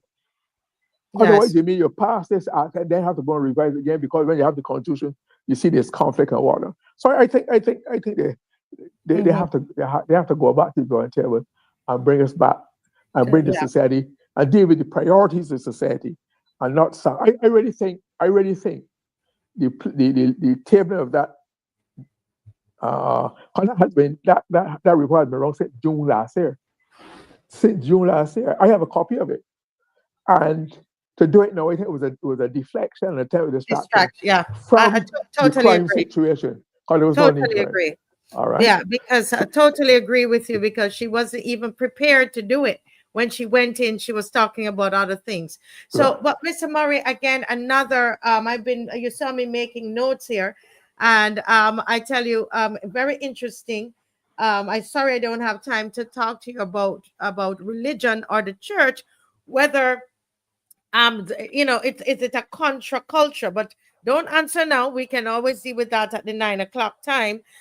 Is the move away from religion contra culture? Are we going against what we would normally do? It's an interesting thing to discuss. And Okay. then you talk about banning some of the things that you suggest. And there's a young man theory who is coming on, and theory we won't address this yet, nor those people in the audience. I hear some people against some of the things that you want to ban, but you can call in. But you know what? These are suggestions that are being made, which is good. Ban motorcycles, ban hoodies, remove the VAT on household cameras, and giving regular crime updates. Those are some of the ones that by the And ensure that Minister Humphrey reports to the country. yes, I was going to say Is that right. Minister Humphrey report. So I have 5 things that are being suggested, and many more things have been suggested on the show. So when they say that no suggestions are being made, they don't want to listen. But we're going to come back, Mr. Murray, No at problem. 9 o'clock. And let's go through this, because you've made some interesting suggestions that some of the people are for it and some are not for it. So it'd be good to have that discussion. We have Mr. Theory Gittens here with us, and Theory, he's still a student at the University of the West Indies, and he made some very interesting statements the last Monday when he was on the show, and I asked him to come back, Theory, because this is an area that I'm looking at. He too is going to make a presentation tonight about suggestions. He's making suggestions as a young man about the crime situation. So welcome, Mr. Theory Gittens, and over to you, sir. Oh, we're not hearing you, Theory. Oh, You're sorry. unmuted. Okay, wonderful. Yes, we're hearing Apologies. you now. A wonderful good night to everyone. Thank you for having me. Tonight, my oral presentation is pertaining to that of community governance. Everything that I suggest, it is my own view, and I hope that it can possibly implement it, regardless of the party in power. Um, Community governance. Why community governance should be an integral part of our Barbados society. Currently, we have the constituency representative.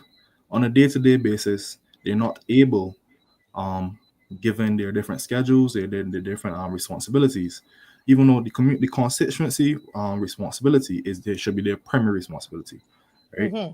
And we know no matter what party it is, if it's B or D, they've always been a lack across the board, which allows for the political system to work, because if a person doesn't take care of their constituency responsibilities, another person is appointed.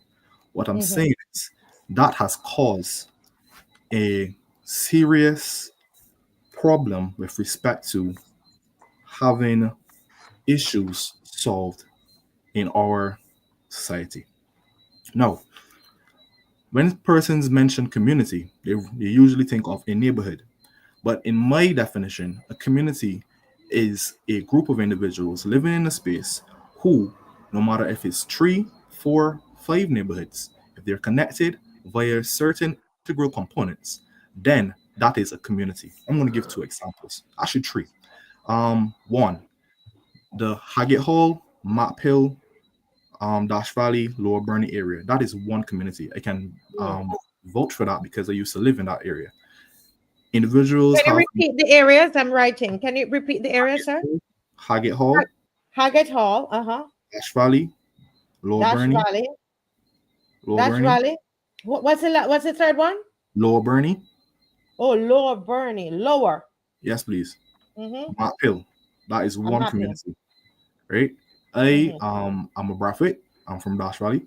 I'm Bradford, but I have family living in Lower Burney. I have family living in Map Hill, and we are crossing even in Haggett Hall. And there's that happens because persons moving across that area given the availability of land, right?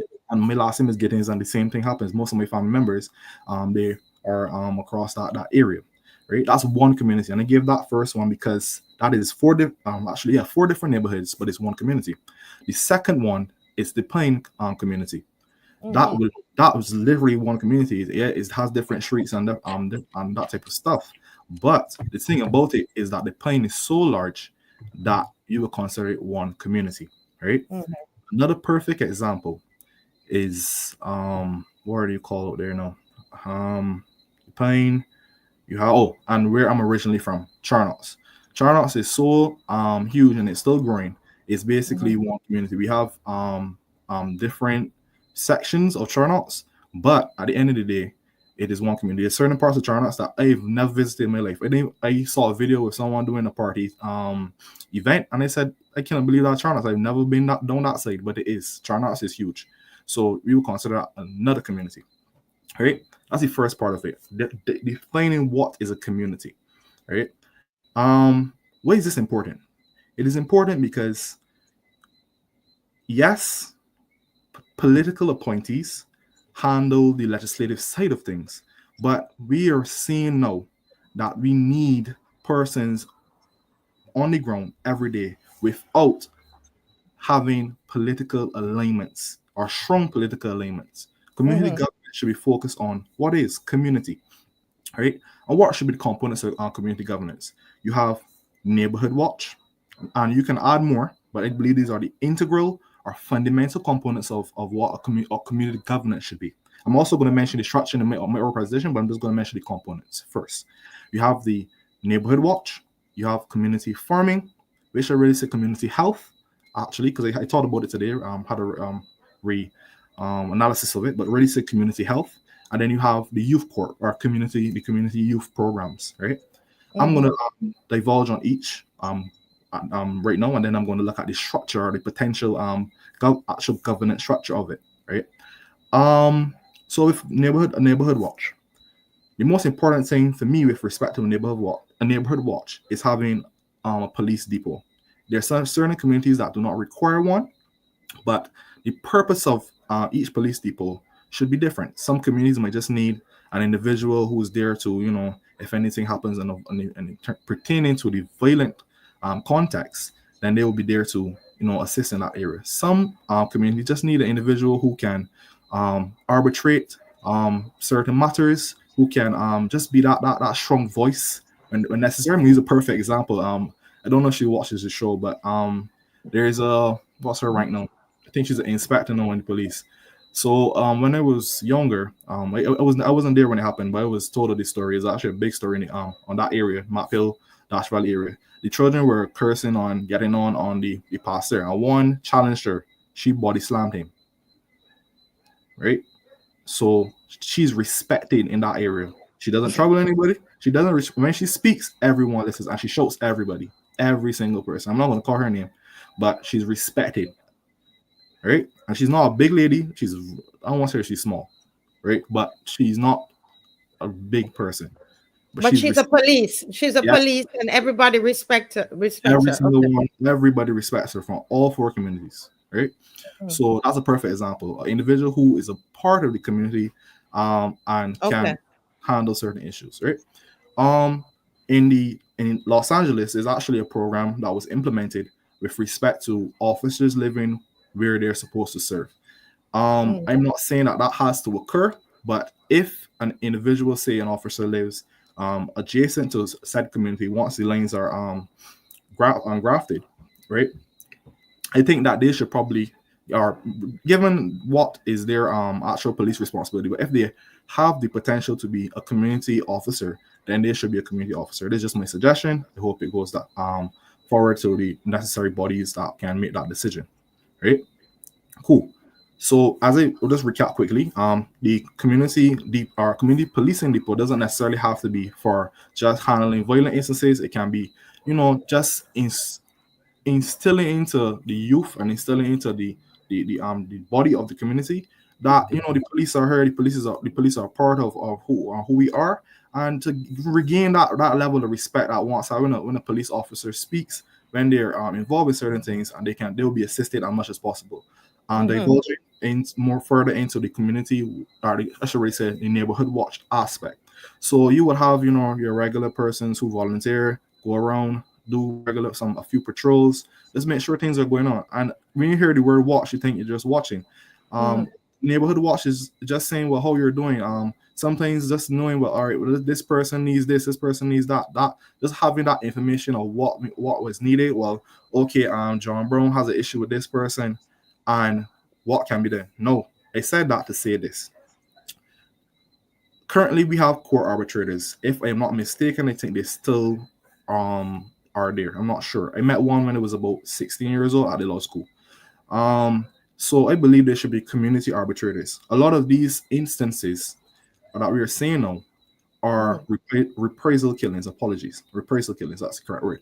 And I don't know, but in my own personal belief, if an individual can not necessarily place himself in between the situation, but sometimes, and I say sometimes, there are certain circumstances that an arbitrator can just handle.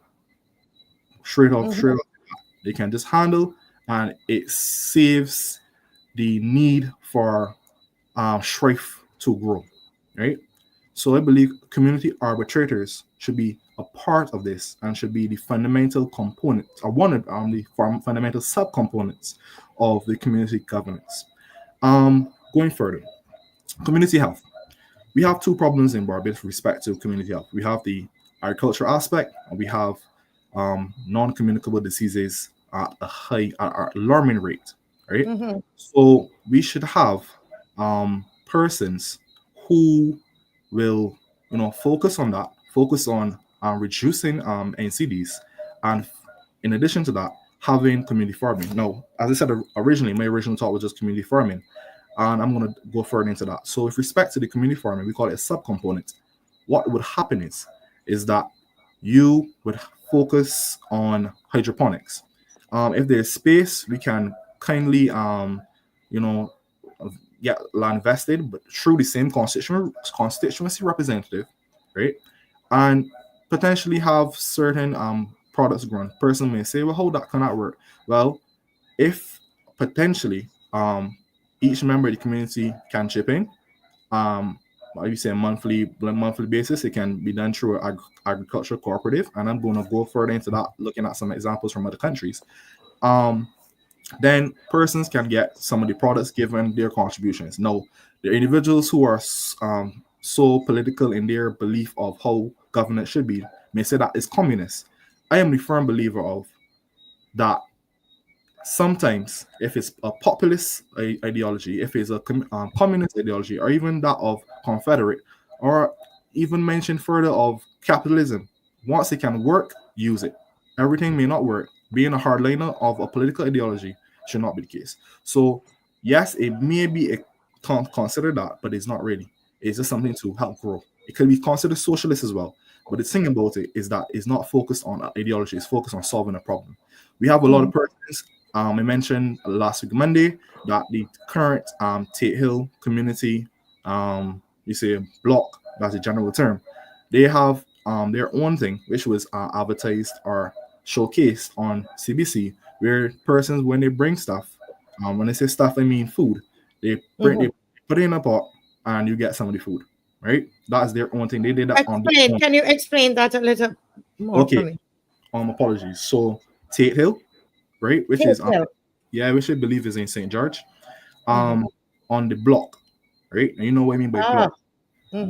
If persons bring ground provisions and other types of products with respect to sustenance, they have a person who cooks the food, and once you contribute, you get food. No, this is not something I just know from having influence or necessarily knowing persons. This was actually showcased on CBC. That's how I know about it, right? I believe that should be an integral part of the community, because one of my elders, he told me you should never let a hungry man share food, right? And the thing about it is not necessarily a disrespectful term. It's just saying, like, when someone is hungry, they're going to do some things that they wouldn't usually do, right? So we're going to look at the key problems. What is it hunger? Is it a need for money? Okay, great. So I'm going to go further now. When we look at the aspect, we covered hunger. We're going to cover the youth aspect, and before we cover the medicine side of things or the health side of things. Now, as I mentioned, if it isn't hunger, we can solve hunger, then it's going to be a situation of being able to sustain yourself financially. So two components. I'm going to start with the financial side. So with respect to the youth, the community youth corps should focus on job outreach, getting persons in their community, construction work, getting them whatever work they are good at, and that can be utilized to help them find employment, right? Secondly, we're going to have community sports programs.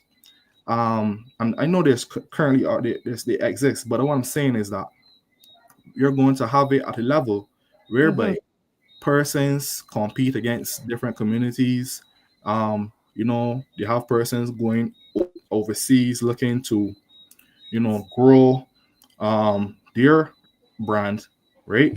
Not necessarily, I'm not necessarily grow their brand, being someone's going out there for them and trying to get them overseas. And he said that to say this is a father. He's from St. Joseph. I don't know his name. I don't know his son name, but on the parish speaks, one of the parish speaks for St. Joseph, he spoke about how he got his son a semi-pro or pro contract with a Brazilian team, right? And he's currently 16 years old. He goes to school at Cormier, and he's about to do that soon, right? So he said that to say this: if we have those type of programs and we have that type of outreach being done, you're going to see a lot of persons going for what they want, and they're going to be focused, right? You have more as I said, activities, physical activities, different type of things that persons like, cultural activities, and you keep the youth busy. They're working. One, they're not hungry. Two, and three, you have activities with respect to entertaining them, right? Right. So I said all of this to say something. Yes. Once you pull this fundamental component or components or these fundamental components together, you're now looking at community governance, true community governance. You have the core. Hold on. No. I'm checking it with you. No, I'm with you. Not at all. Yeah, you have the core elements that I believe can help solve a lot of issues. No, we're going to look at the structure. I firmly believe it shouldn't be how most democratic structures are, right? Where you have, somebody like the prime minister, the president. A lot of organizations call them their head, the president. I believe it should be more in a conferred basis, looking at the Switzerland model, where you have persons representing each neighborhood, right?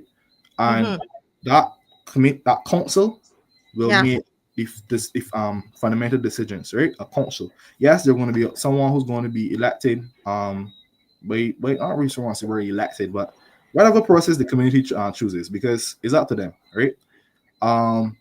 But they will have one person that would, make sure that things are going how they're supposed to. But it shouldn't be a situation whereby that person has all the power, that person has the last say, right? It should be a collective thing, right?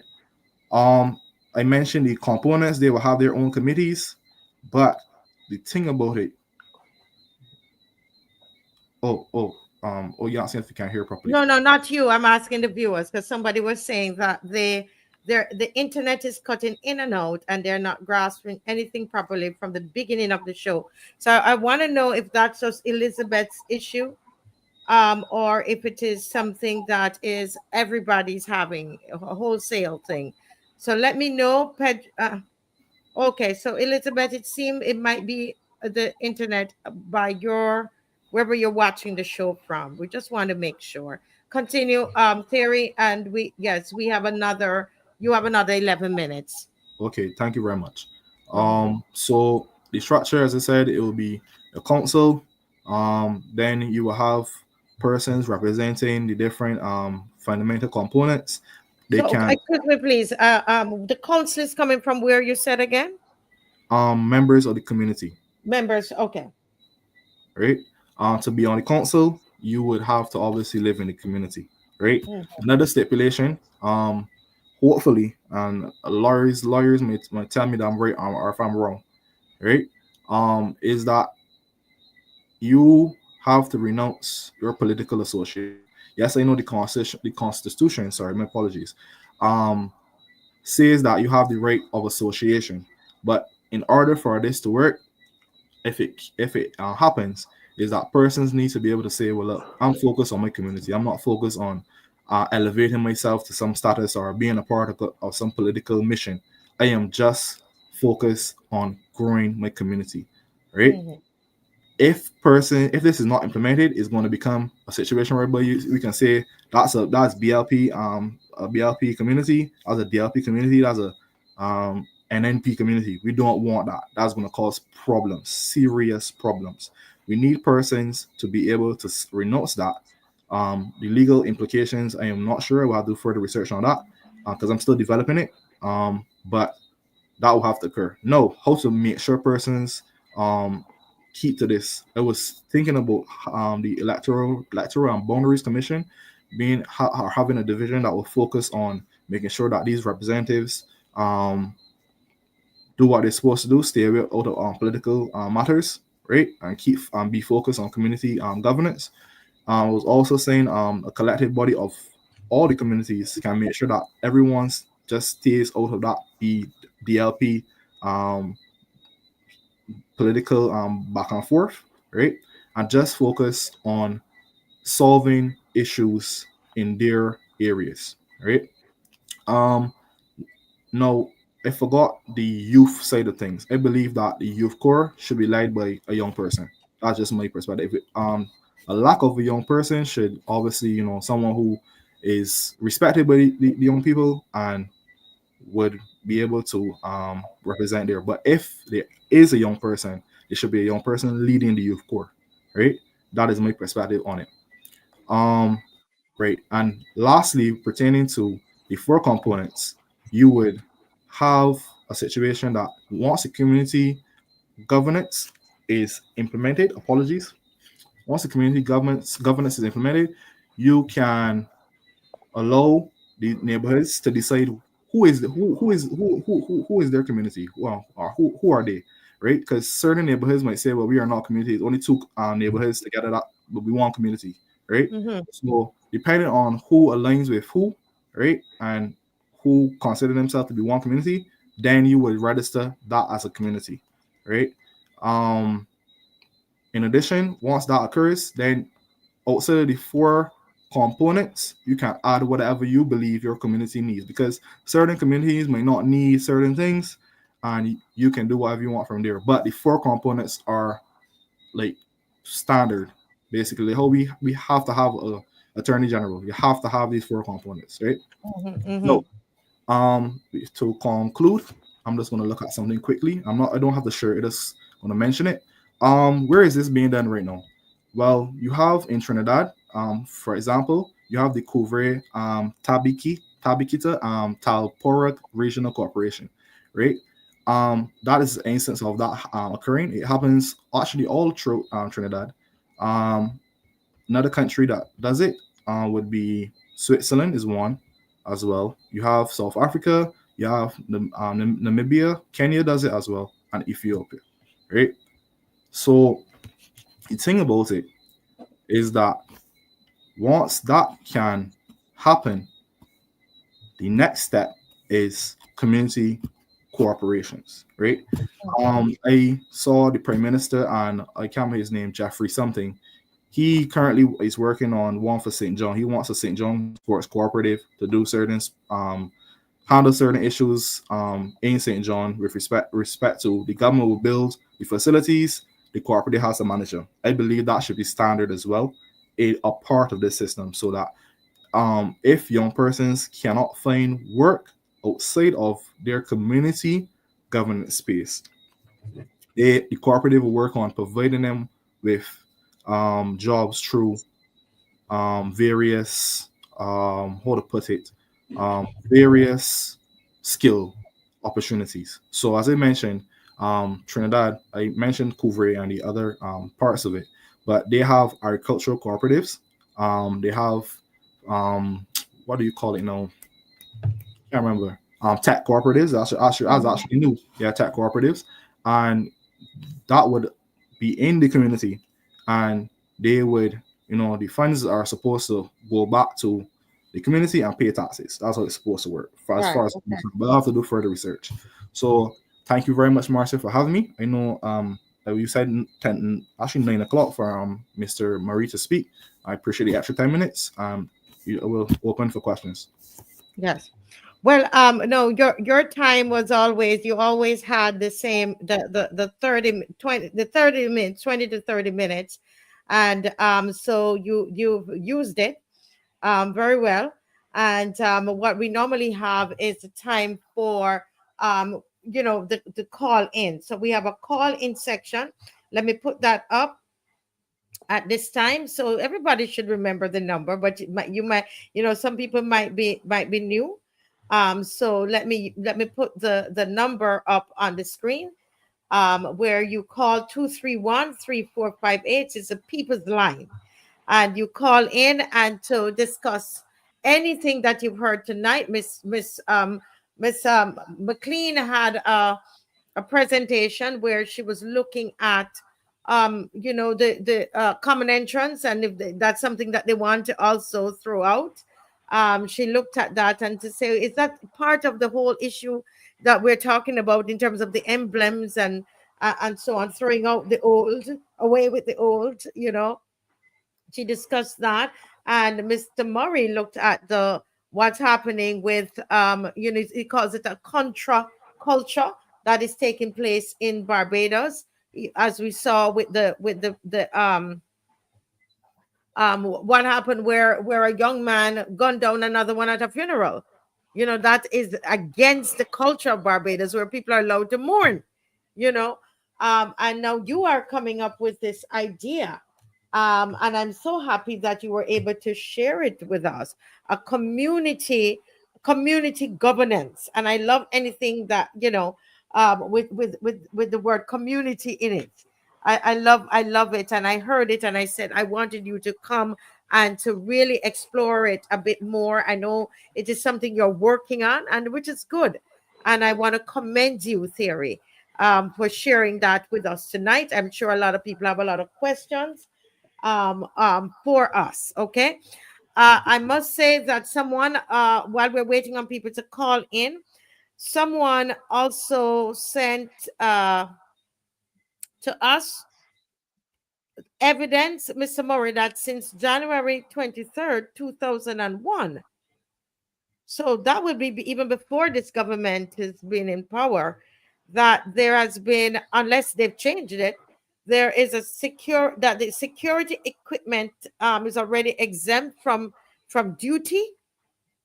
Or you're talking about VAT or duty? I was talking about VAT. VAT Right. is a specific imposition. VAT, which is dead on the transactional. Exactly. Is transactional. So I'm talking about VAT. So VAT is separate and different from any duty or any other demand. VAT is a different undertaking altogether. Yes. So that's why as I read it, I realized that this is saying duty and not VAT, right? When there's a difference. Yeah. So thanks for that clarification. To the viewer who sent this to me, I hope you heard that answer to your question. Okay, we have a caller. And in the meantime, guys, get ready to call in. A lot was said tonight, and I think that it'd be great to have your input. Let's see if we can hear this caller. Good night, caller. Welcome to the Marcia Weekes Show. Good night, Marcia. Good night. Can we hear him? Are we hearing him, Mr. Murray? Yes, I can. You can. Okay. Yeah. Yes. Go right ahead, caller. Yeah. This is John Warden. This is John Warden. Yes, sir. All right. My concern is I was criticizing this government. You understand? And when I criticize this government, I make a comment on the CBC. I say we as the people have to know how the government spend this money, right? And I want to make that comment. right, I put a target on my head.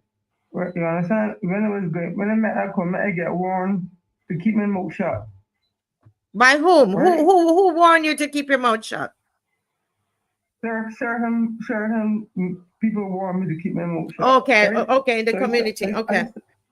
I was still talking about it, right? And when I was going home late at night time, 2 gunmen approached me. I ended up running.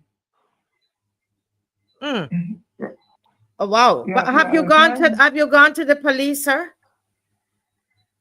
I met the certain lawyers already, but all I'm saying, Marcia, that this thing is very deep. You understand? And it happened again. They come for me again. You understand? Right? And I know the people that I know the gunmen. Okay, so what I'm going to say to you is this. Right? I would love to speak to you off air. I don't want us to continue this conversation on air. And I want to suggest to you that in addition to speaking to a lawyer, that something like this should go straight to the police. Okay? But we're going to continue, especially because you gave your name. We're going to continue this discussion, sir, off the air. Okay. Okay, thank you for calling. But believe me, I'm going to give you a call. Okay? Okay, Marcia. Yes, thank you for calling and letting us know. Any comment anybody has to anything else you want to add to what I've said? I try to get him off the call quickly and not to have him on, but I know he might be listening. I think that's good advice, Marcia. It is unfortunate that people can't express their opinions on issues, but in this climate, you cannot take any threats too lightly. You have to take them seriously. And I would say to the gentleman, well, you will have a conversation with him, and clearly an attorney is not his first port of call. The police should be the people, to report a matter like this, because that's extremely serious. Yes, Mr. Murray, because if this is true, what has happened to the caller, it's a serious matter. Mr. Murray, I agree. I think you gave him very good advice. And like Maxine, you said, threats are against the law or alleged threats. The first person should seek is let the police determine the validity, the whole question of the authenticity or the realness of the threat. Police, like you said, the first protocol. Can't do better than that. And let them take it from there. Yes. Agree. I'm reading. Well, I'm involved. I'm just looking. You know how they're sending stuff to me. As the night goes on, we're hearing a lot going on right now. That the police. Before I read what is there, Theory, I want to say to you that I don't know. I listened to that caller. And serious, I take it very, very seriously here, because where I lived in Jamaica, our politics had gotten to a stage where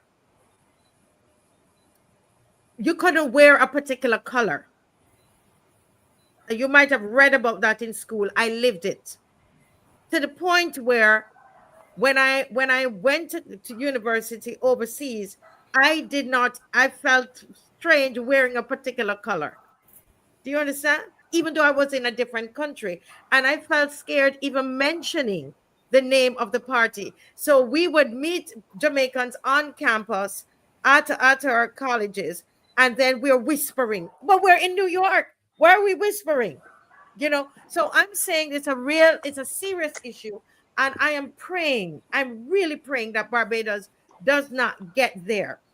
That we are not going to get to a place where, because we hold a different opinion, that someone is going to threaten us. And a lot of people don't know, but to this day, I still receive, lots of letters, hate mail.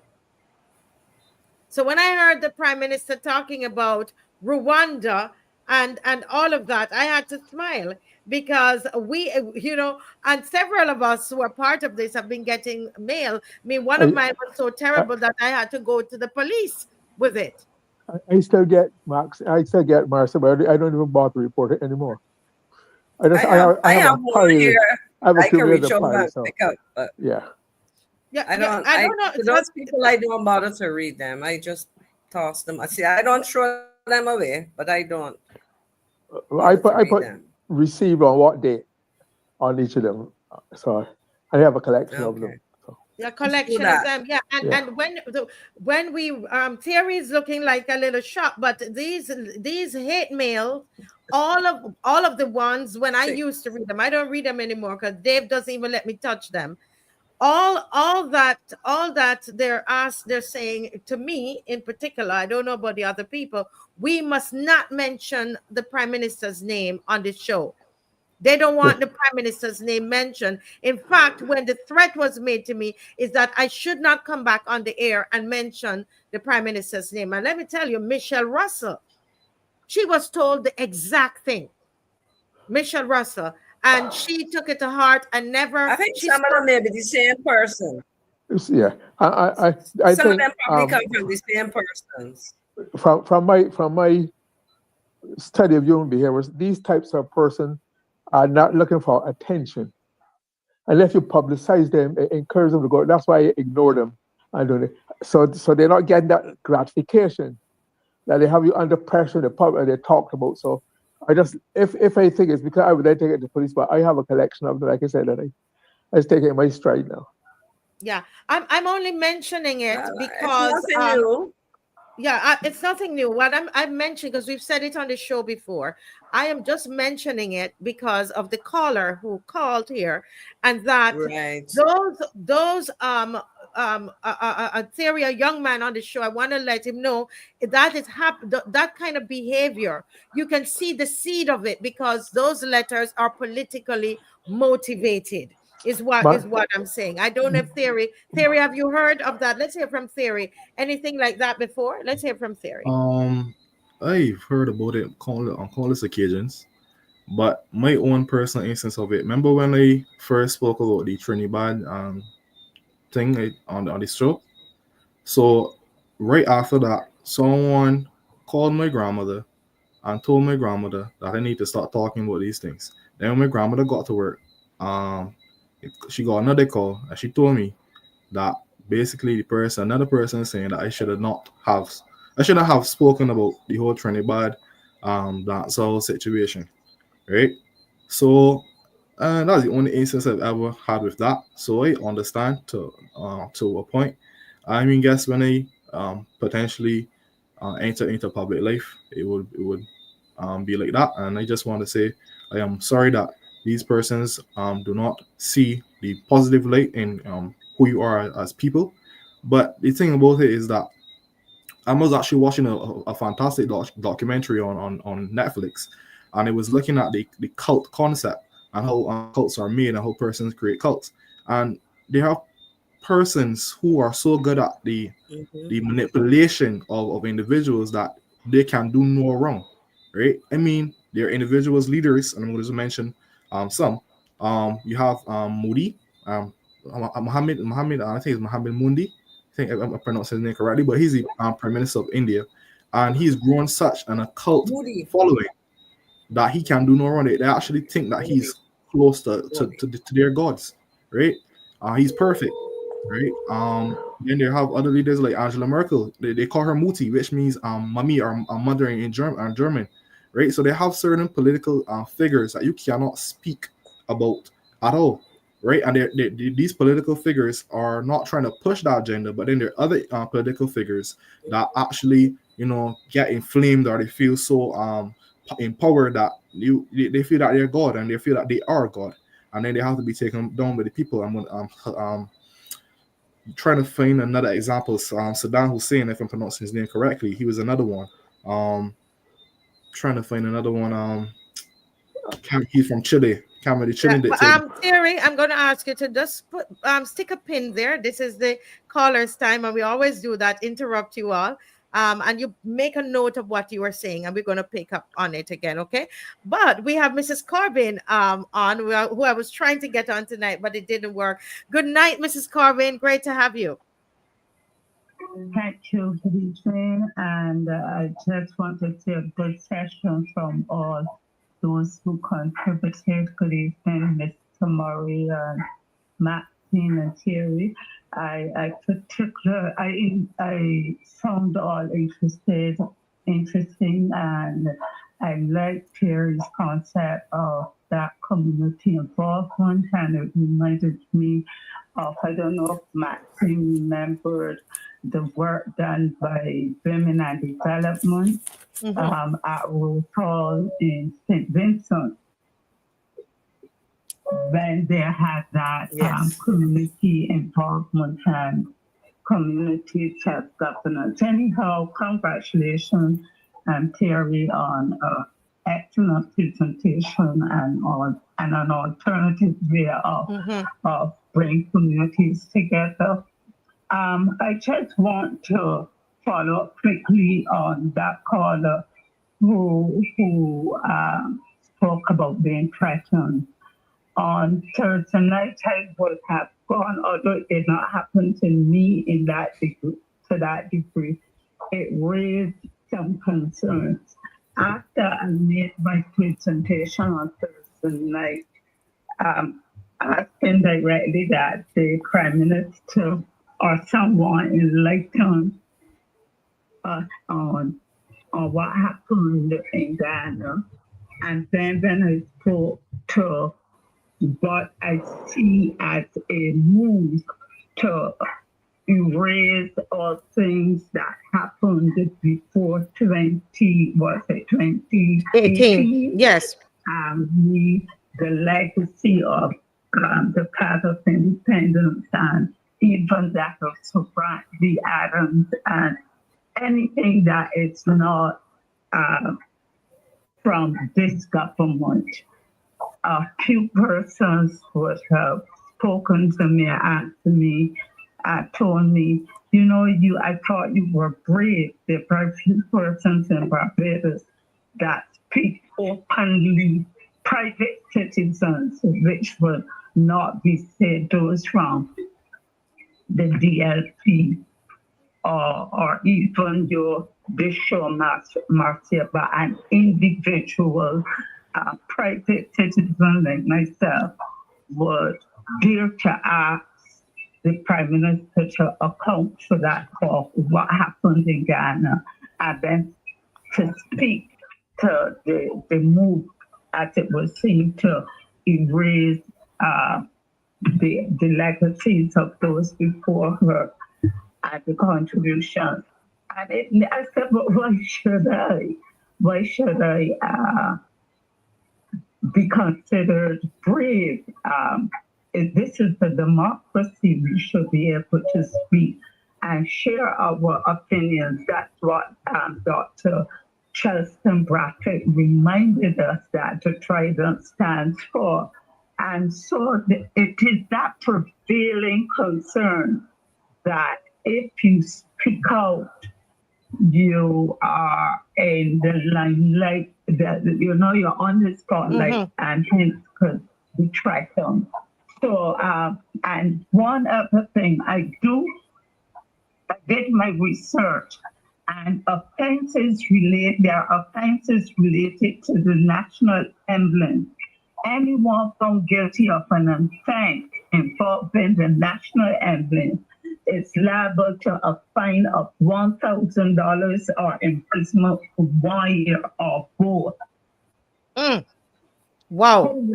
Who will or could be fined for that violation in Ghana? I'm just dropping there for discussion. Yes. Well, we are looking forward to you on Friday, because I know you're going to jump into that a bit more. Mrs. Corbin is going to join us on Friday, and she's going to be all over that emblem issue. So looking forward to that, Mrs. Corbin. Thank you so much for your contribution. Appreciate it. Marcia, if I might just just say that to tell Theory that, in my opinion, for the first time, and I'm one who's seen and engaged with all the politicals of Barbados in 1951. For the first time, I've seen the development of a cult of personality in Barbados. First time.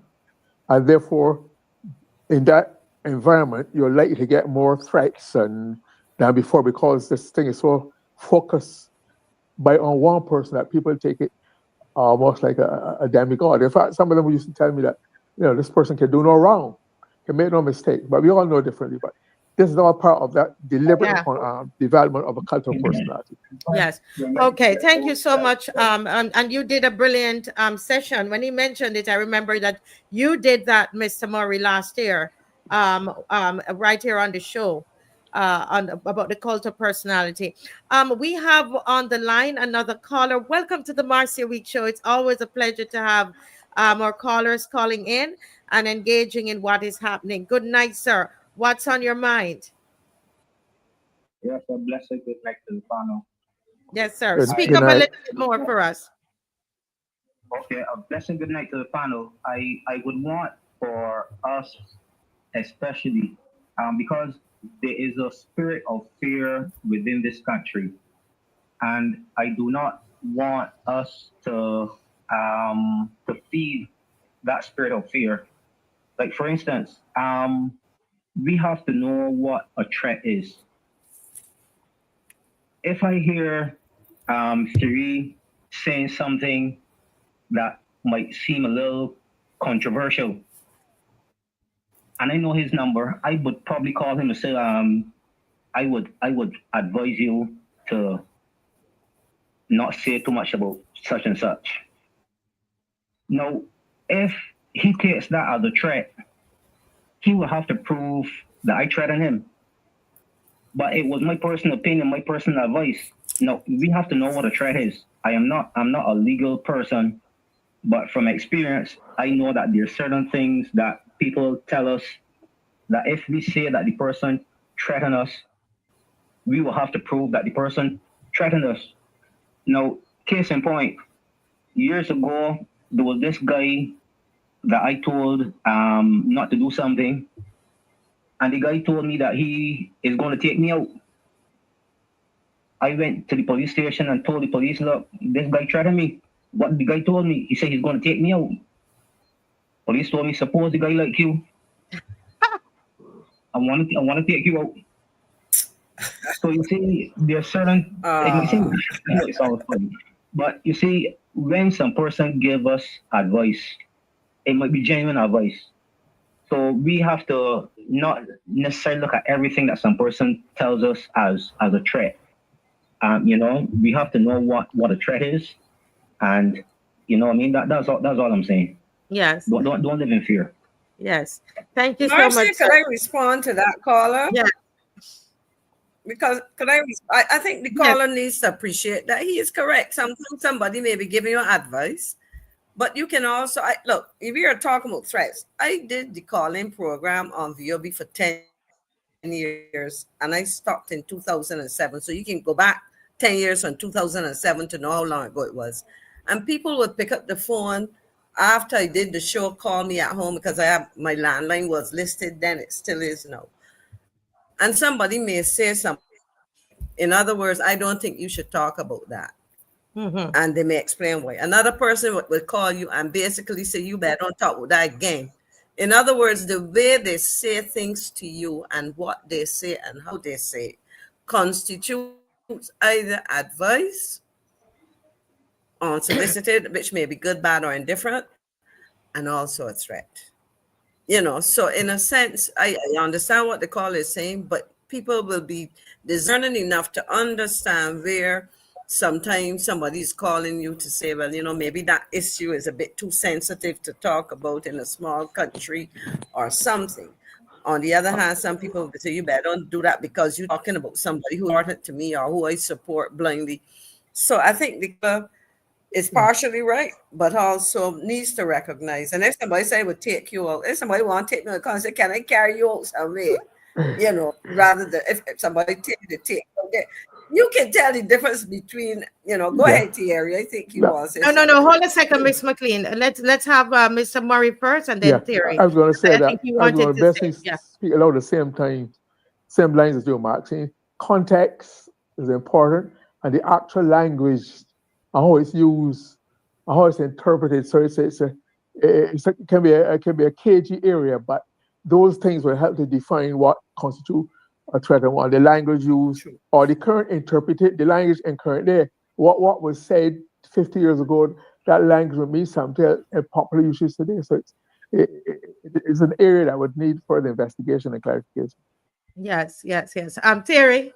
I'm a jiu-jitsu practitioner, Brazilian jiu-jitsu practitioner, and one of the things that we were taught is a scenario of if a person said, "What are you looking at me? Oh, I like that shirt. He has a nice shirt. Where you get that shirt from?" That's to de-escalate the situation, right? Or you looking at me? Oh man, I think you know she might school me. I'm sure she might school me. Wait, what school you went to?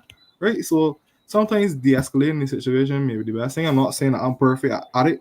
Everyone gets angry sometimes. I'm just saying that sometimes when you have the ability to do it, you do it. Now, pertaining to threats, in these times, you have to be extremely cautious. Yesteryears, I would say, well, yeah, that's just that. But the way persons are behaving, you have to be very cautious. I remember a time, me and my grandmother, we were actually at Jafet Warren's, and she barely hit this taxi guy's car, right? And you can't even see the mark. The guy got out and blowed up at my grandmother. My grandmother just said, just relax. Don't get out the car. Don't do nothing. You have a conversation. I mean, a massive gentleman, about 200 and something pounds, I mean, huge. And then you hit me and a lot of expletives.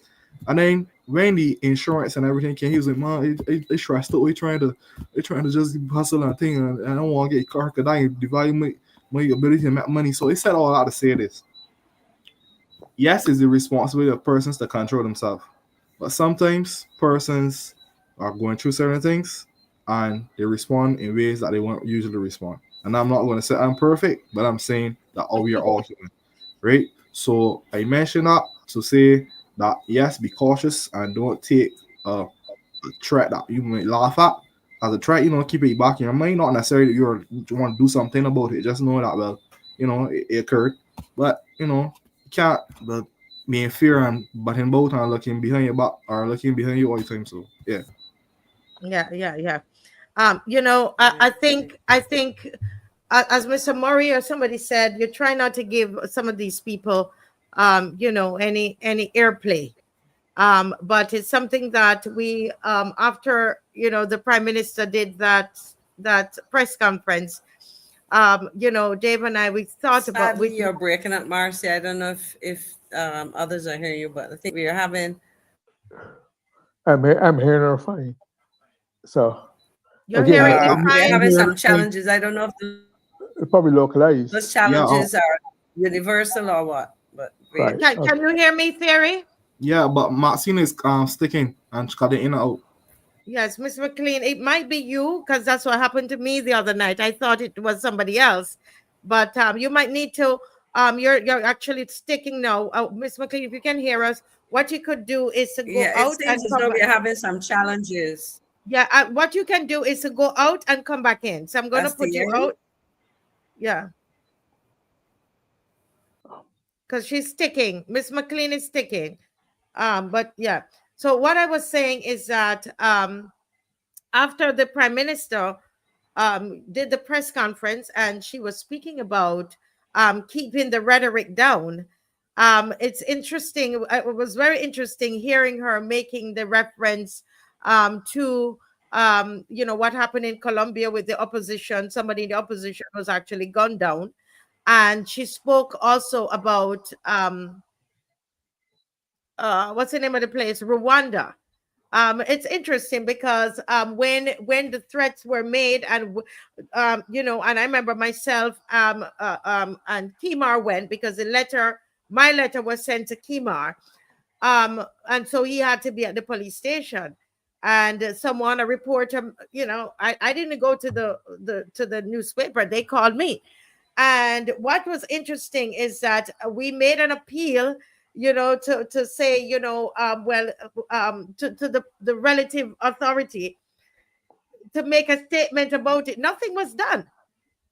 Absolutely nothing was done. So it just seems so hypocritical that. But we are still here. We are still here. That's the important thing. And functioning. That's the important thing. I didn't hear you, I said the good thing is that we're still here and functioning and Correct. performing. It has not bothered us, has not impeded No, us in any way. it has not bothered us. But Right. I was just saying the hypocritical nature of this whole thing, that we're all everybody on this show, we're all getting hate mail, and we don't talk about it. It's not something that we make a big fuss about. Miss McLean is having some challenges. It's not something that we make a big fuss about, but we continue. We don't make a big fuss about it, Miss. You know, and we're not making, saying when somebody say, oh, to get rid of the DLP, that could mean that it is something you know, that is criminally that we're talking about on this show, that to get rid of somebody, you know, that's what again context is crucial. Yeah. Huh? Again, context is crucial. Get rid of, in what context? You would have said that in the context of saying other things, so that would make it one way or the other, you know. Exactly. You know, and yeah, go ahead. Yeah, if I might, you would say there were some persons who raised some queries about the motorcycles and the hoodies. Is there any way we could deal with some? I'd like to explore it a bit more. Yeah, you could, because we don't have another caller right now. Yeah. Where the motorcycles, there's a particular type of motorcycle. It's not motorcycles in general, a particular type of motorcycle which are being used for certain activities, which even the police themselves have not been able to catch up with because they're so small and zippy. They don't perform any positive function in Barbados so far. They're not needed for the ambulance service, for the police. What role do they? If they're being put to evil, is ban them. And where the hoodies are concerned, what are the benefits to Barbados of wearing a hoodie? We don't have rain, we don't have snow, we don't have rain so heavy that. So I'm saying these things, that if these things contribute, are being used, innocent things, but are being used by evil minds to prey on the society, get rid of them and put it to rest once and for all. Or don't just stop it, because there's nothing in the Constitution that says you might be able to buy whatever motorcycle you like or use it, or hoodies. So I'm saying you have to take practical measures that will deal with these incidents and stamp them out as quickly as possible. Yeah. No. I mean, what the person was saying is that a hoodie, you know, people, you know, they have a preference for a particular, you know, thing that they want to wear. I would love to hear from Theory about that. I think that these are practical suggestions, especially the one with the motorcycle. It's something that these are practical because they're directly linked. Directly linked to some of the crimes that we see in Barbados. So what do you think, Theory, about the hoodie? You're muted. On terms of the hoodie, I don't agree with Dr. Murray. I'm Mr. Murray. Okay. The reason I don't agree is that banning hoodies in general for all persons is not fair. Persons that genuinely are law-abiding citizens should still have the right to wear that attire. That's my reasoning of it. I understand the criminal implications with respect to persons going out there, but let me look at it this way. We look at another piece of attire. Persons can easily there's actually this new thing where you have this head dress. It's actually from Saudi Arabia, and you can pull it down, make it into a ski mask, right? No, I said I would say this. That is more likely to be something that you may look at, but just banning hoodies in general, I don't agree with. To be honest, it's not fair, and that's why I don't think just because a few persons are doing the illegal activity that all persons should be punished. Yes, with respect to the motorcycles, I understand, and I could potentially be convinced to it, but the thing about it is, as I said before, it isn't fair, but I understand why, because that motorcycle you're speaking of, I believe it's a Sanchez, is very popular. Is a motorcycle that is stolen quite often. That is one, and two, it is used for certain activities, illicit activities. So given that it has cause to be banned, but you're going to have a role with respect to the bike community. I saw recently the president of the bikers community placed an article in the community, in the newspaper, that was trying to convince persons to not be so against all bikers because some are, doing certain activities. So I'm going to make my conclusion on the strength of that you shouldn't ban all citizens from wearing or using certain things because of persons who may use it for a bad intent or a negative intent. It's not fair. It is not just if you're saying we're a democratic society. I don't think we should go that route. That's just my perspective on it. Yeah. Can I make one quick? The good thing about this show is that we can respectfully, and I love the way how you respectfully disagreed with Mr. Murray. Hold a second there, Mr. Murray. Well, I know you want to respond. Let me hear Miss McLean, who has not been in. Miss McLean, what are your thoughts about? Yeah. My thoughts about. You missed all of it. Okay. No, but what you say, you say my thoughts. I'm not sure. I was talking about the hoodies because Mr. Murray made some practical suggestions. I thought they're practical. You can either you like it or you don't like, but these are practical suggestions. Motorcycles banned, hoodies banned, remove the VAT on household cameras, regular crime updates like what we had this evening by senior officials, and that the Minister of Crime Prevention needs to address. Well, yeah, you mean it's previous? Yeah, I heard those. Let me start with the first one. Now, my response to the hoodies would be advice I gave my son when he was a little younger and around, and when he was also traveling to North America. I don't believe that we should ban them because they serve a purpose, but you also need to understand that when you wear them, you have to be careful where and how you wear them, because they may be subject to misinterpretation, particularly in the case of my son who is in North America. Some people see, especially young Black men, with these things and react in a very hostile or negative way. So I don't believe in the banning. Now, of course, the issue of the motorcycles, they are a problem. But again, the banning of them does not necessarily solve the problem. It may address it in one way, but I believe that those who have criminal intent will find something else. How do you regulate them and so on? Because one of the things that I'm hearing suggested is that some of these things are not licensed. And I saw a photograph recently with a whole set of motorcycles on a police truck. And that, I didn't see a story to it. I saw the photograph and I assumed that they were picked up because they weren't probably licensed. I mean, where I live, where I live, Marcia, and there was a time when 3:00 on Sunday afternoon, there were some lawless young men with motorcycles. They would just come up the incline, go back and forth. Now, I don't know. In fact, in one case, I spoke to the parent of one of the people because I was told that one of the young men was, in fact, the child of somebody I knew. And I spoke to her and I said, look, there are elderly people around here. There are people who are ill and all kinds of things, and children, babies, and this nonsense of this noise, etc.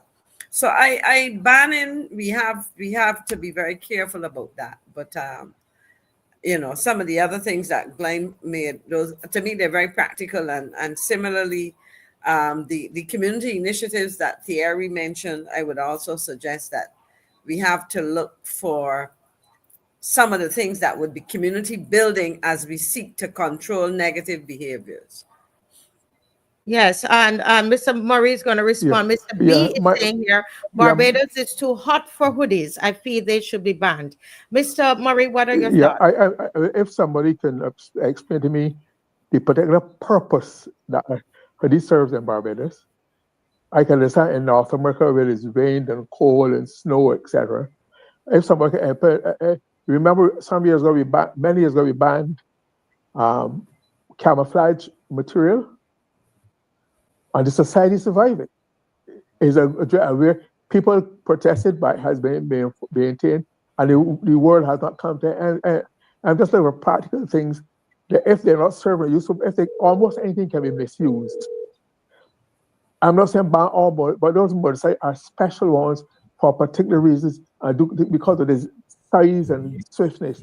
So I'm saying be practical and take practical solution I do buy another form of motorcycle that is legal, that's all. Yeah, Thierry, go ahead. I think Marcia is. Yes, Thierry, hold your thought right there. And thank you, Mr. Murray, for your contribution there. Let's hear from Miss. We have one of our guests, regular guest, Mr. Nigel Newton is on the line. Good night, sir. Welcome to the Marcia Weekes Show. Thank you, Marcia, and good night to Ms. McLean, Thierry, and Mr. Murray. Good night, sir. I really have to congratulate Thierry for the concepts that he raised and discussed with us tonight. I would, however, want to make a recommendation to him. Look at the traditional African constitutional law and the birth of African democracy. You will see quite a bit of information there to substantiate and to support what you have suggested. And also, I remember during the 70s, Prime Minister Eric Williams had what we call the Best Village competition. And that was through Trinidad and Tobago. And he did a tremendous job with that Best Village competition, because at that time I think they were having a lot of problems with crime and so on and so forth. And finally, I would like to say that in Barbados, I think that we need to change our approach to the matter of dealing with crime. We take too much of a militaristic approach. I think we need to look at the acculturation process that is going on in Barbados. And I think if we can look back, look to our African traditions, I think we will find ways and means through which we can reduce crime.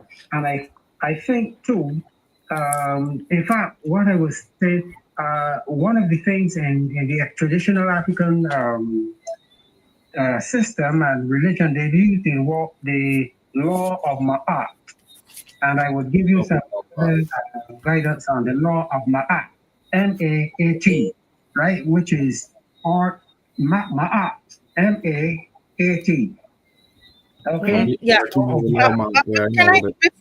Before you go though, can I ask a question? And you probably can enlighten me.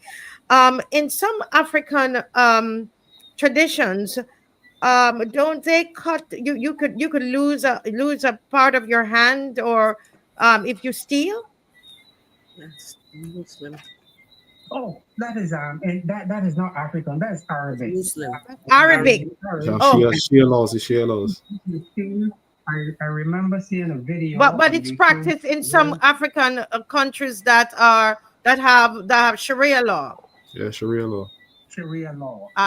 Sharia law, and if you steal in Arabic culture, your hand is taken off. I remember seeing a video in Sudan where some teenagers, because of the war, they were hungry and so on and so forth, and they got caught for stealing.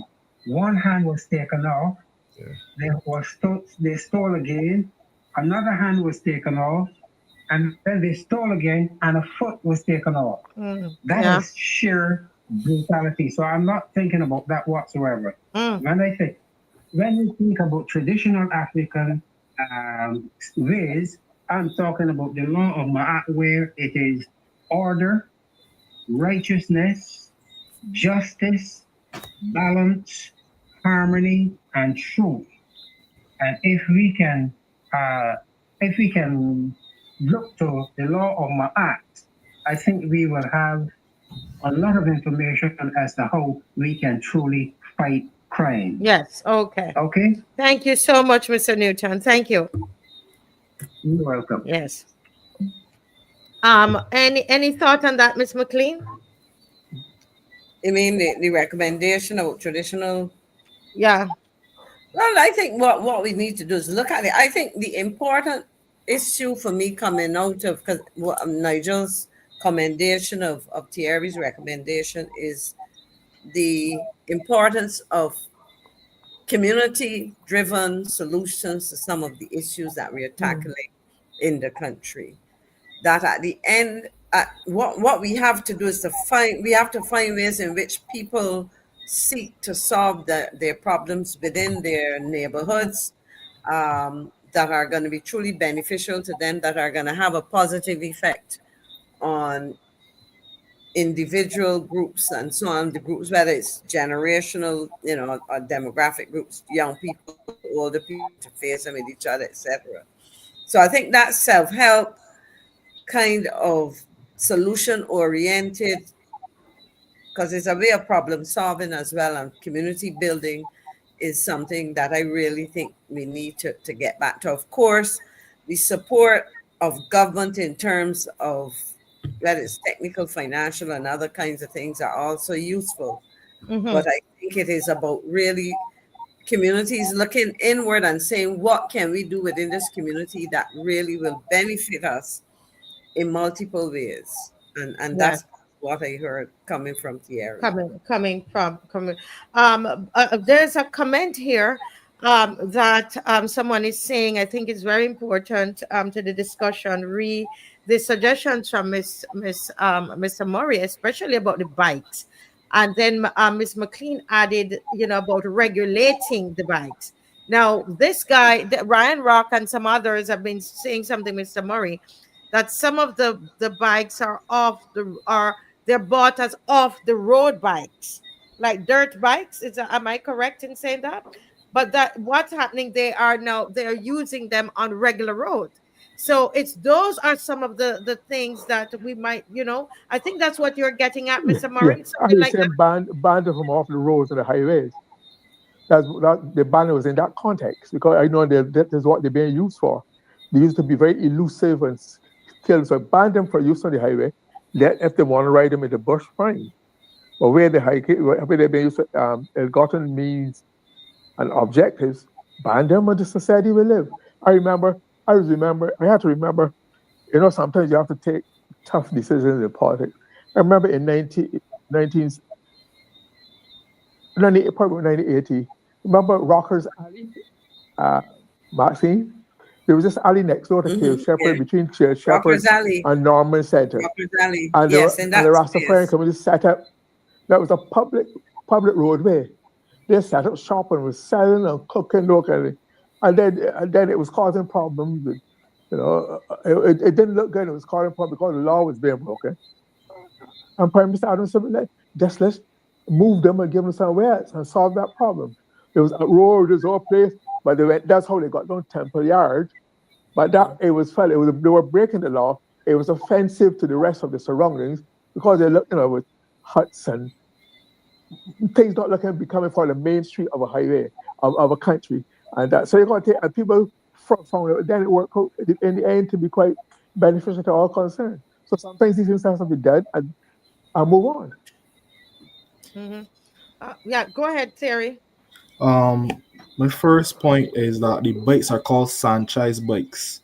Sanchez? Right? Sanchez is a Sanchez dirt bike. SANCHEZ? Yeah, Sanchez dirt bikes. When I used to ride when I was younger, I had a small one, a small pocket rocket Sanchez. That was a long time ago. My mother banned me from riding. That was a big road. But anyways, continuing. Who banned you? Your granny?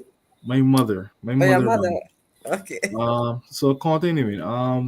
What I would say is that I agree with the whole banning them off the highway. That's what I was saying. I could be convinced. I actually am convinced now. Ban them off the highway, and we've seen actually that the pathway, the walkers' pathway, camera goes through Dash Valley area. There's a new pathway. If you know what I'm talking about, right?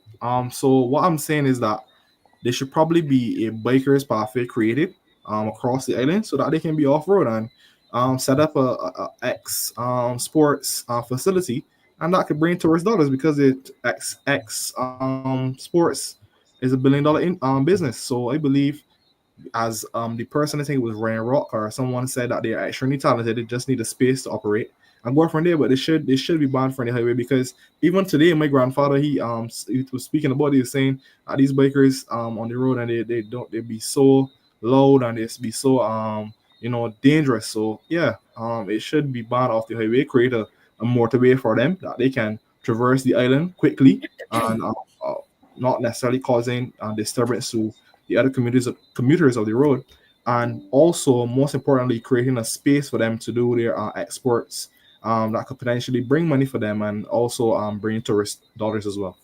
Yeah. Jonathan B is saying, making an important point here, that he's concerned that we're emphasizing banning things that are legal while contraband, guns, drugs, etc. are still out there. It's an interesting thing. Michelle is saying bikes should not be banned, but regulated and registered, which would mean license. Every biker is not out on the road violating the laws, etc. Well, it's 10 o'clock. Oh, 10:01. 10:01, and we're not doing a 10:45 tonight at all. Why not? I would love to be part of that. We have lots of things to talk about. That was a record time, wasn't it? Yes, it was.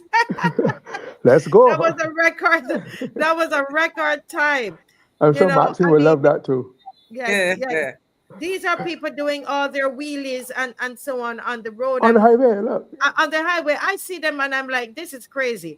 And my husband is like, yes, he's so good. He's good. He's good, but not for the road. Actually, Marcia, if I could, I almost got struck. I was going to Jordan Supermarket in Fitz Village just around dusk time, when just before the lights on vehicles come on and so on. And as I turned, up came this guy from nowhere on one of those, up in the air, and almost literally crashed into the front of my car. Now, because he was speeding, coming towards town, going towards town, and as I said, I'm turning, coming from town side to turn into the supermarket.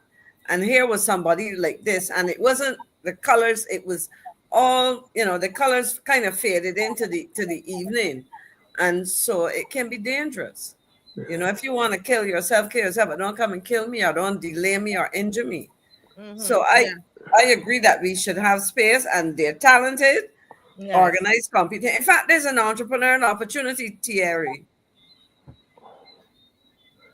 Maxine, I was intrigued when you mentioned about 3 o'clock, because in my neighborhood there used to be some.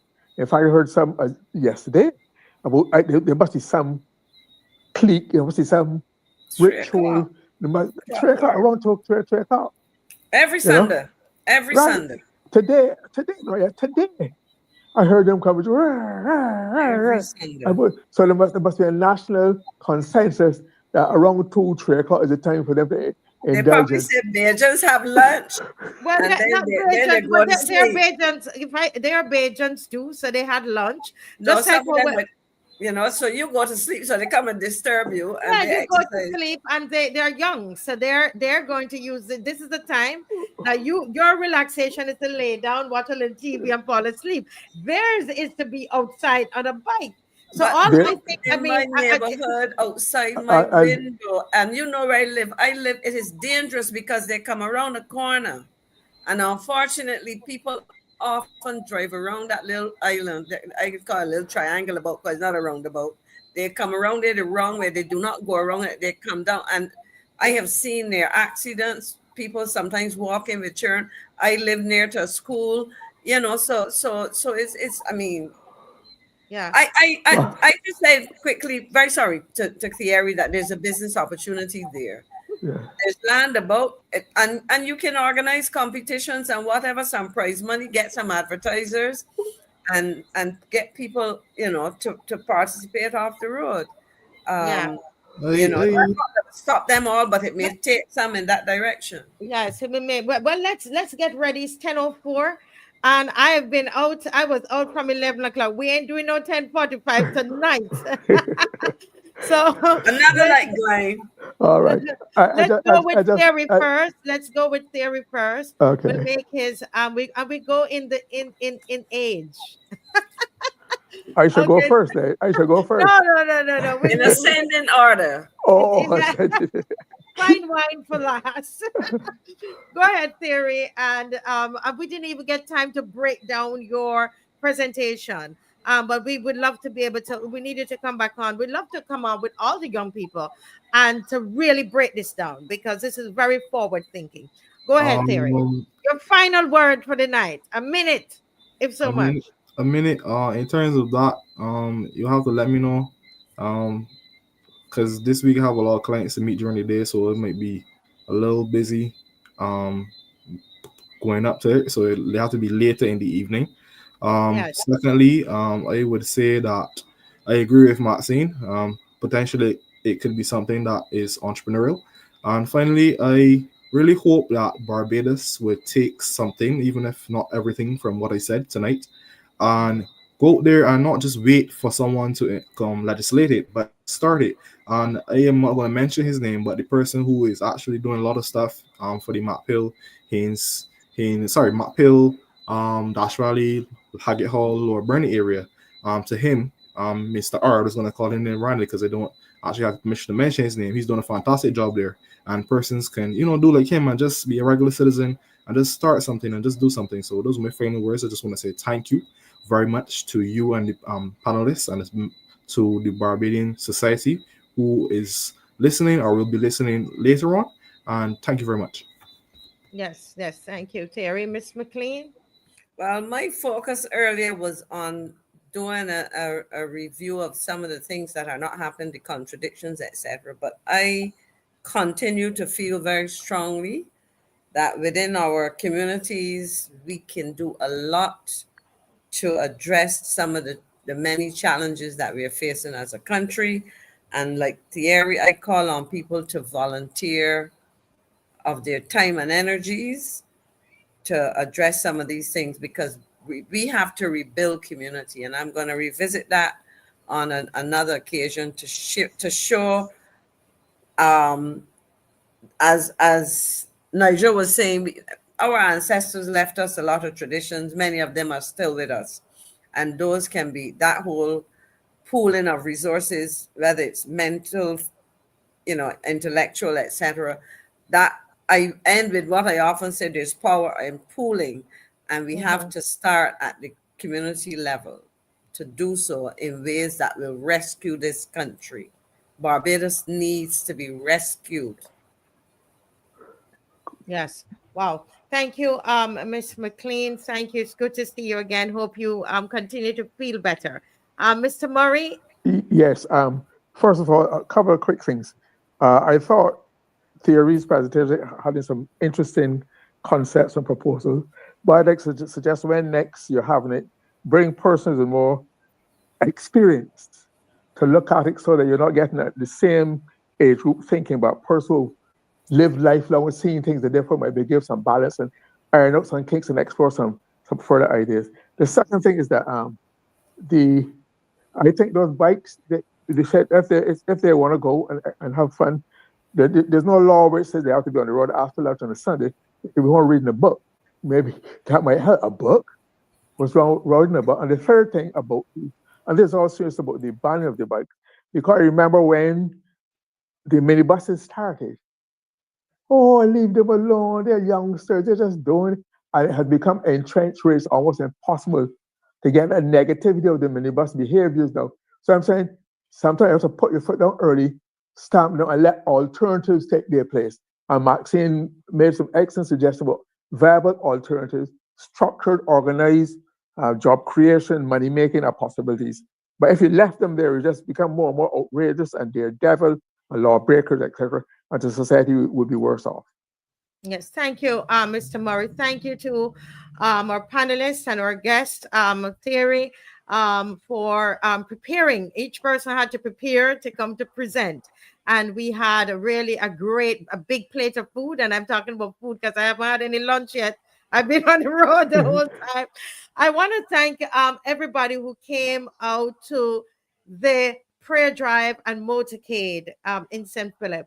We're going to prepare some clips for you in the show tomorrow with Dr. Ferdinand Nichols, and he was there today. He sang today, and we ended Mr. Marie and others right at the spot where the young man and his father were shot right there in Six Roads, where the son jumped in front of the gunman and took the shots for his father, and he died, and the blood marks were there. The blood was still there on the ground, and we were able to pray at that spot. We're going to show that to you, and we were able to we sang songs and prayed there. And it's interesting that we're hearing that the police, that they've seized some weapons, and they are looking, they seem to be close to I'm not reading it word for word, but it has something to do with that murder there in Six Roads. So it's very interesting, and I'm bringing that up because I believe, as I've always said, to deal with the crime issue in Barbados is comprehensive. The government has to play their part. There is also a church or a spiritual part to it, you know, and there is a youth, there's the parents, there are all kinds of things. And I believe that prayer, there is a part for prayer. The challenge that we have is a lot of times we only want to pray and the police shouldn't do the work, right? And the government don't do the work, but it's comprehensive. It's a comprehensive approach. That is my belief about it, okay? And so I was happy that people came out and prayed today, and we're happy to see also results in dealing with the same issue that we were praying about. In 2 weeks' time, the plan is to go to Christchurch. All right, we're going to do the same prayer drive in Christchurch, and we're going to do it in two because Christchurch is it's a little dense, the population, so we're going to do it in 2 parts in Christchurch. Okay. In 2 weeks' time. Well, guys, it's been a great show. Thank you all. Tomorrow night, Dr. Nichols will be on with a full array of guests and panelists. Thank you all. Have a great night. Thank you to Dave and our entire team. Thank you. God bless you all. Have a good night. Good night, Bye-bye. all. Yes. Good night, everybody. Yes. Bye-bye. I don't know if Dave doesn't see. No music tonight? I'm wondering. I think he has something. You have music there? Good one. Good one, Mr. Murray. I think we got something here. Oh, he not music. He has Oh, by the way, we have new music from Ronnie Clark. Ronnie Clark has new music, and I heard about that one. I want to hear it. You want to hear it? Yeah. Listen, Dave, we got that. I forgot to send it to you, Ronnie Clark. But go ahead with what you have, and then we might just play. We save Ronnie Clark for tomorrow night. We save Ronnie Clark for tomorrow. You want to hear him tonight? Yeah, I heard about it. Okay, go ahead, Dave, and let me send you Ronnie. Ronnie's Don't know always you're going to hear Ronnie Clark's music. Education is the equalizer, because it is still true that the mind is the standard of a human being. No matter how tall you are, if your mind does not work well, you are just a tall fool. No matter how short you are, if your mind does not work well, you are just a short fool. But if you have a mind, no matter how tall and no matter how you look like, we will recognize that there goes a man and a woman whose mind speaks for itself. There is the tendency of thinking that if you are a village champion, you are a champion. No. A village champion is not a champion, he's only a champion in his village. Interesting. Unfortunately, equalizer, because okay, I understand. Unfortunately, we're not getting it downloaded, so it's going to be tomorrow night. Okay. All right. I'll work on it and see if I can send it to you. Yeah. All right, please. guys. Good night. Thank you. Good night, everybody. Tomorrow night, folks. Bye-bye. Bye-bye.